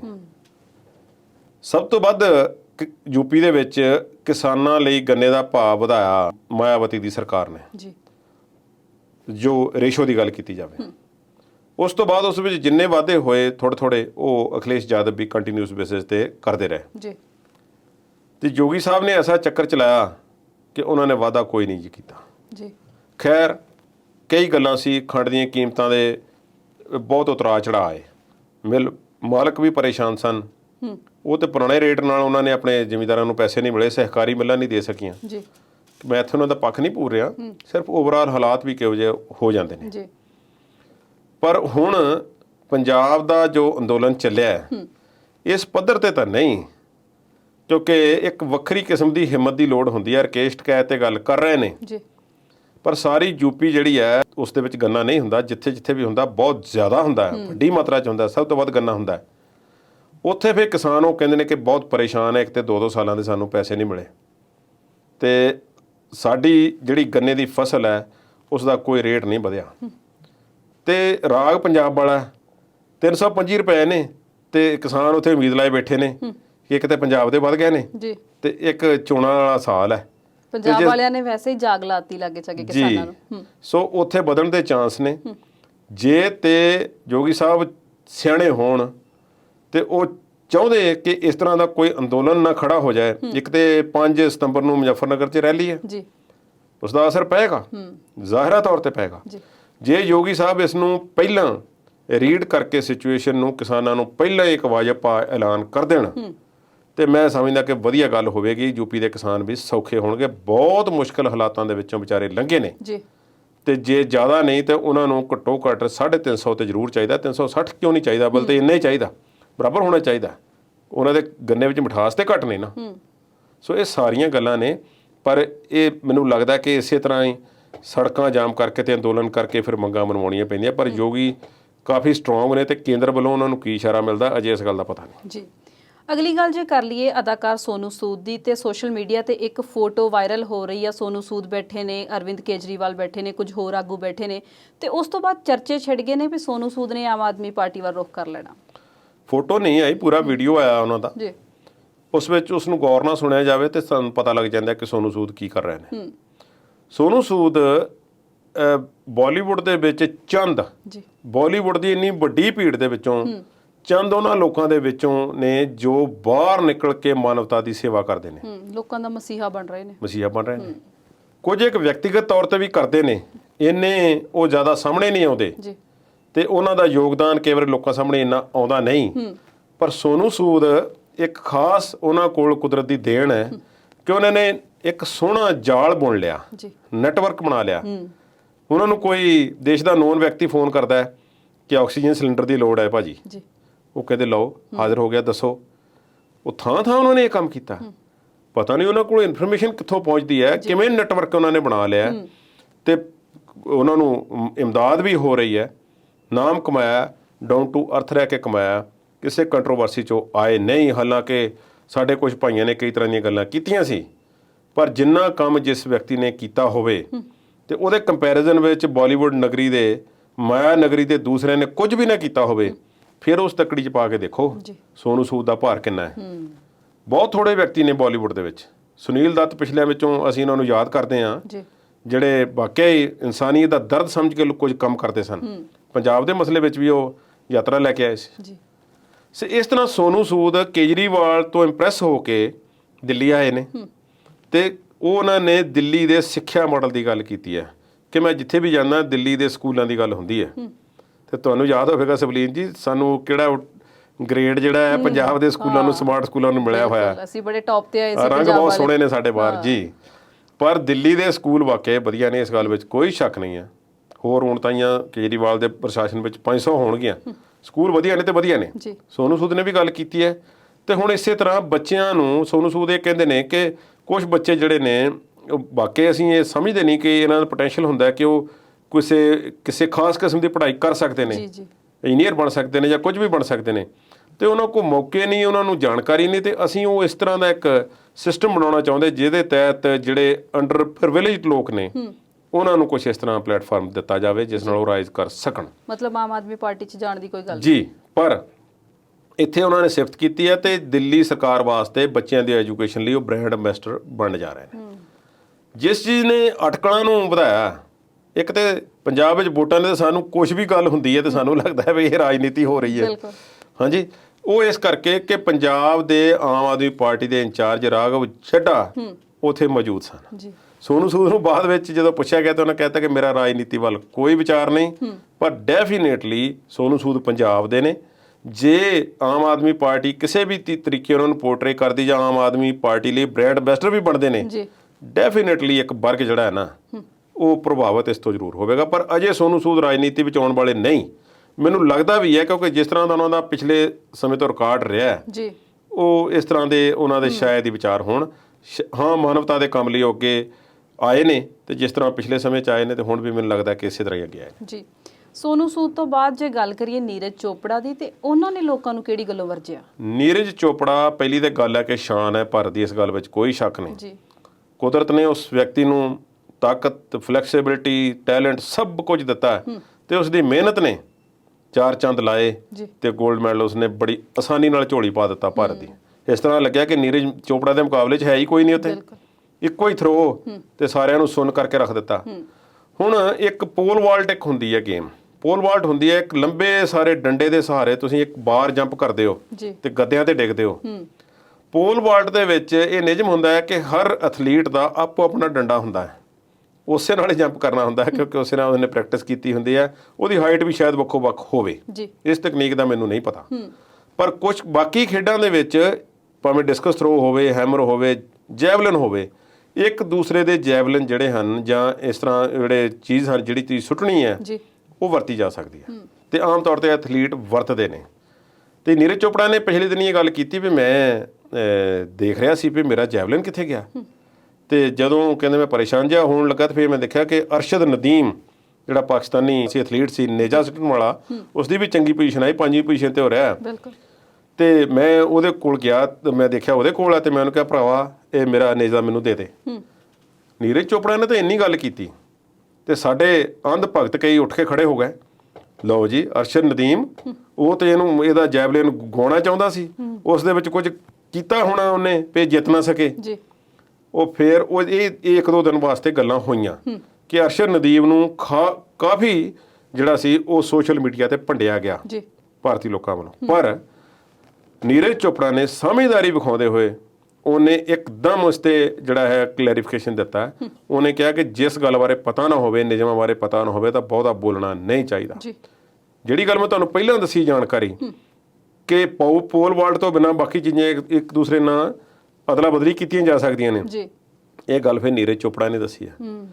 ਨਾਲੇ ਉਸਨੇ ਇਹ ਦੱਸਿਆ ਕਿ ਮੈਂ ਤੇ ਅਰਸ਼ਦ ਨਦੀਮ ਬਹੁਤ ਕਲੋਜ਼ ਹਾਂ ਇੱਕ ਦੂਸਰੇ ਦੇ, ਉਹ ਮੈਨੂੰ ਆਪਣਾ ਆਈਡਲ ਵੀ ਮੰਨਦਾ ਹੈ ਔਰ ਉਹਦੇ ਅੱਗੇ ਜਾਣ ਦੇ ਕਈ ਉਸ ਕੋਲ ਸੰਭਾਵਨਾਵਾਂ ਨੇ, ਬਹੁਤ ਵਧੀਆ ਐਥਲੀਟ ਹੈ ਉਹ, ਤੇ ਉਸਨੇ ਕੋਈ ਇਹੋ ਜਿਹਾ ਕੰਮ ਨਹੀਂ ਕੀਤਾ ਜਿਸ ਤੋਂ ਕਿਸੇ ਗੱਲ ਦਾ ਉੱਤੇ ਸ਼ੱਕ ਹੋਵੇ। ਅਸੀਂ ਅਕਸਰ ਹੀ ਇਸ ਤਰ੍ਹਾਂ ਚੀਜ਼ਾਂ ਇੱਕ ਦੂਸਰੇ ਨਾਲ ਬਦਲ ਲੈਂਦੇ ਹਾਂ। ਨਾਲ ਉਹਨੇ ਕਿਹਾ ਕਿ ਇਸ ਗੰਦੀ ਰਾਜਨੀਤੀ ਦੀ ਖੇਡ ਵਾਸਤੇ ਮੇਰਾ ਨਾਮ ਕਿਤੇ ਨਾ ਵਰਤਿਆ ਜਾਵੇ, ਮੈਂ ਇਸ ਗੱਲ ਦੇ ਵਿੱਚ ਸ਼ਾਮਲ ਨਹੀਂ ਹਾਂ। ਇਹ ਉਸਨੇ ਆਪਣੇ ਆਪ ਨੂੰ ਕਲੈਰੀਫਿਕੇਸ਼ਨ ਦਿੱਤਾ ਤੇ ਮੇਰਾ ਖਿਆਲ ਹੈ ਕਿ ਜੋ ਸਾਡੇ ਲੋਕ ਹਥਿਆਰ ਚੁੱਕ ਲੈਂਦੇ ਨੇ ਇੱਕਦਮ ਕਿ ਪਤਾ ਨਹੀਂ ਕੀ ਹੋ ਗਿਆ ਤੇ ਕਿਸ ਨੇ ਕੀ ਕੀਤਾ ਹੋਵੇਗਾ, ਇਹ ਉਹਨਾਂ ਦੇ ਮੂੰਹ ਤੇ ਚਪੇੜ ਵੀ ਹੈ। ਨੀਰਜ ਚੋਪੜਾ ਨੇ ਇੱਕ ਨਫ਼ਰਤ ਦੇ ਜਿਹੜੇ ਸੰਦੇਸ਼ ਜਿਹੜੇ ਫੈਲਾਏ ਜਾ ਰਹੇ ਸੀ ਉਸ ਪਾਕਿਸਤਾਨੀ ਐਥਲੀਟ ਦੇ ਖਿਲਾਫ, ਉਹਨਾਂ ਲੋਕਾਂ ਦੇ ਮੂੰਹ ਤੇ ਕਰਾਰੀ ਚਪੇੜ। ਜੀ, ਜਾਂਦੇ ਜਾਂਦੇ ਇੱਕ ਖਬਰ ਵੱਲ ਮੇਰੀ ਨਿਗਾਹ ਪਈ ਕੱਲ ਦੀ, ਤੇ ਕੱਲ ਦੀ ਬੜੀ ਤੰਗ ਕਰਨ ਡਈ ਸੀ। ਕਿਸੇ ਨੇ ਠੰਡੀ ਰੋਟੀ ਦੇਤੀ ਤੇ ਅੱਗੋਂ ਗੋਲੀ ਮਾਰਤੀ। ਇਹ ਕਿੱਦਾਂ ਦੀ ਇਨਸਾਨੀਅਤ ਹੈ ਕੁਲਦੀਪ ਜੀ? ਇਸ ਤਰ੍ਹਾਂ ਦੀਆਂ ਘਟਨਾਵਾਂ ਸਵਲੀਨ ਕਾਫੀ ਹੋ ਰਹੀਆਂ ਨੇ। ਕੁਝ ਦਿਨ ਪਹਿਲਾਂ ਖਬਰ ਆਈ ਸੀ ਕਿ ਇੱਕ ਬਰਥਡੇ ਪਾਰਟੀ ਤੇ ਕਿਸੇ ਦੇ ਮੂੰਹ ਤੇ ਕੋਈ ਉਹ ਫੋਮ ਵਗੈਰਾ ਪਾ ਦਿੱਤਾ ਤੇ ਉਸ ਤੋਂ ਬਾਅਦ ਹੋਈ ਲੜਾਈ ਦੇ ਵਿੱਚ ਇੱਕ ਵਿਅਕਤੀ ਦੀ ਮੌਤ ਹੋ ਗਈ ਹੈ। ਇਹ ਬਦਤਮੀਜ਼ੀਆਂ, ਬੇਹੂਦਗੀਆਂ ਜੀਆਂ ਸਾਡੇ ਸਮਾਜ ਵਿੱਚ ਵਧਣ ਲੱਗ ਪਈਆਂ ਨੇ।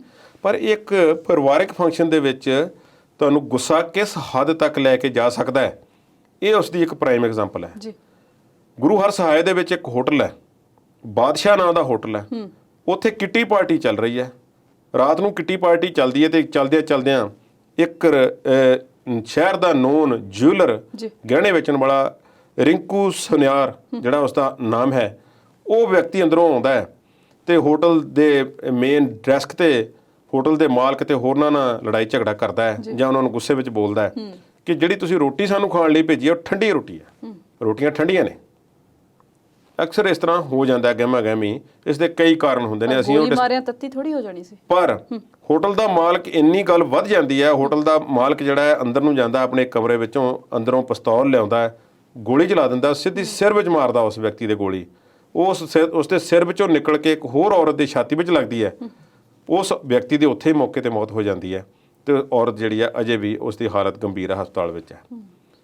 ਇਹ ਘੜੀ ਪਲ ਦਾ ਗੁੱਸਾ ਔਰ ਹਥਿਆਰਾਂ ਦੀ ਇੰਨੀ ਜ਼ਿਆਦਾ ਵੱਡੀ ਨੁਮਾਇਸ਼ ਸਾਡੇ ਸਮਾਜ ਦੇ ਵਿੱਚ, ਇੰਨਾ ਜ਼ਿਆਦਾ ਪ੍ਰਚਲਨ ਵੱਧ ਗਿਆ ਕਿ ਜਣਾ ਖਣਾ ਹਥਿਆਰ ਚੁੱਕੀ ਫਿਰਦਾ ਹੈ। ਪਤਾ ਨਹੀਂ ਕਿਸ ਗੱਡੀ ਦੇ ਵਿੱਚ ਕਿੰਨੇ ਵਿਅਕਤੀਆਂ ਕੋਲ ਉਹ ਜਿਹੜੇ ਹਥਿਆਰ ਨੇ ਮੌਜੂਦ ਹੋਣ ਤੇ ਉਹ ਸ਼ਰਾਬ ਦੇ ਨਸ਼ੇ ਵਿੱਚ ਜਾਂ ਕਿਸੇ ਹੋਰ ਪ੍ਰਭਾਵ ਦੇ ਥੱਲੇ ਕਿਸੇ ਨਾਲ ਕੀ ਕਰ ਬੈਠਣ।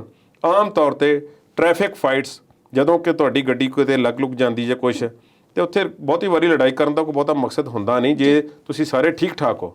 ਸਾਡੇ ਅਕਸਰ ਹੀ ਰੋਡ ਰੇਜ ਜਿਹੜੀ ਆ ਦੇਖੀ ਜਾਂਦੀ ਹੈ। ਇੱਕ ਦੂਸਰੇ ਨੂੰ ਅਸੀਂ ਗਲ ਘੁੱਟਣ ਤੱਕ, ਮਾਰਨ ਤੱਕ ਜਾਂਦੇ ਹਾਂ, ਘਸੁੰਨ ਮਾਰਦੇ ਹਾਂ, ਇੱਕ ਦੂਸਰੇ ਨੂੰ ਥਾਣੇ ਤੱਕ ਲੈ ਕੇ ਜਾਂਦੇ ਹਾਂ, ਕਾਨੂੰਨ ਨੂੰ ਆਪਣਾ ਕੰਮ ਕਰਦੇ ਹੋ ਜਦੋਂ ਕੋਈ ਇਹੋ ਜਿਹੀ ਗੱਲ ਹੁੰਦੀ ਹੈ। ਪਰ ਰੋਟੀਆਂ ਦੇ ਮਾਮਲੇ ਤੇ ਜਾਨ ਲੈ ਲੈਣੀ ਜਾਂ ਗਵਾ ਦੇਣੀ, ਮੈਂ ਸਮਝਦਾ ਕਿ ਸਾਨੂੰ ਸਮਾਜਿਕ ਤੌਰ ਤੇ ਥੋੜ੍ਹਾ ਜਿਹਾ ਸੇਧ ਲੈਣ ਦੀ ਕੋਈ ਲੋੜ ਹੈ। ਕੋ ਸਾਨੂੰ ਇਸ ਤਰ੍ਹਾਂ ਸਮਝਣਾ ਨਹੀਂ ਚਾਹੀਦਾ ਕਿ ਅਸੀਂ ਜੋ ਕਰ ਰਹੇ ਹਾਂ ਉਹ ਠੀਕ ਹੈ ਤੇ ਬਾਕੀ ਸਾਰੇ ਗਲਤ ਕਰ ਰਹੇ। ਬਿਲਕੁਲ ਕੁਲਦੀਪ ਜੀ, ਪ੍ਰੋਗਰਾਮ ਦਾ ਸਮਾਂ ਇੱਥੇ ਖਤਮ ਹੋ ਗਿਆ। ਤੁਸੀਂ ਜਾਣਕਾਰੀ ਭਰੇ ਤੱਥ ਸਾਡੇ ਦਰਸ਼ਕਾਂ ਦੇ ਨਾਲ ਸਾਂਝੇ ਕੀਤੇ ਨੇ, ਤੁਹਾਡਾ ਬਹੁਤ-ਬਹੁਤ ਸ਼ੁਕਰੀਆ। ਅੱਜ ਦੇ ਪ੍ਰੋਗਰਾਮ 'ਚ ਬਸ ਇੰਨਾ ਹੀ। ਕੱਲ ਨੂੰ ਫਿਰ ਨਵੇਂ ਮੁੱਦੇ ਲੈ ਕੇ ਹਾਜ਼ਰ ਹੋਵਾਂਗੇ। ਤਦ ਤੱਕ ਲਈ ਤੁਸੀਂ ਦੇਖਦੇ ਰਹੋ ਪੰਜਾਬੀ ਨੈਸ਼ਨਲ ਟੀਵੀ। ਉਮੀਦ ਤੁਹਾਡੀ, ਕੋਸ਼ਿਸ਼ ਸਾਡੀ।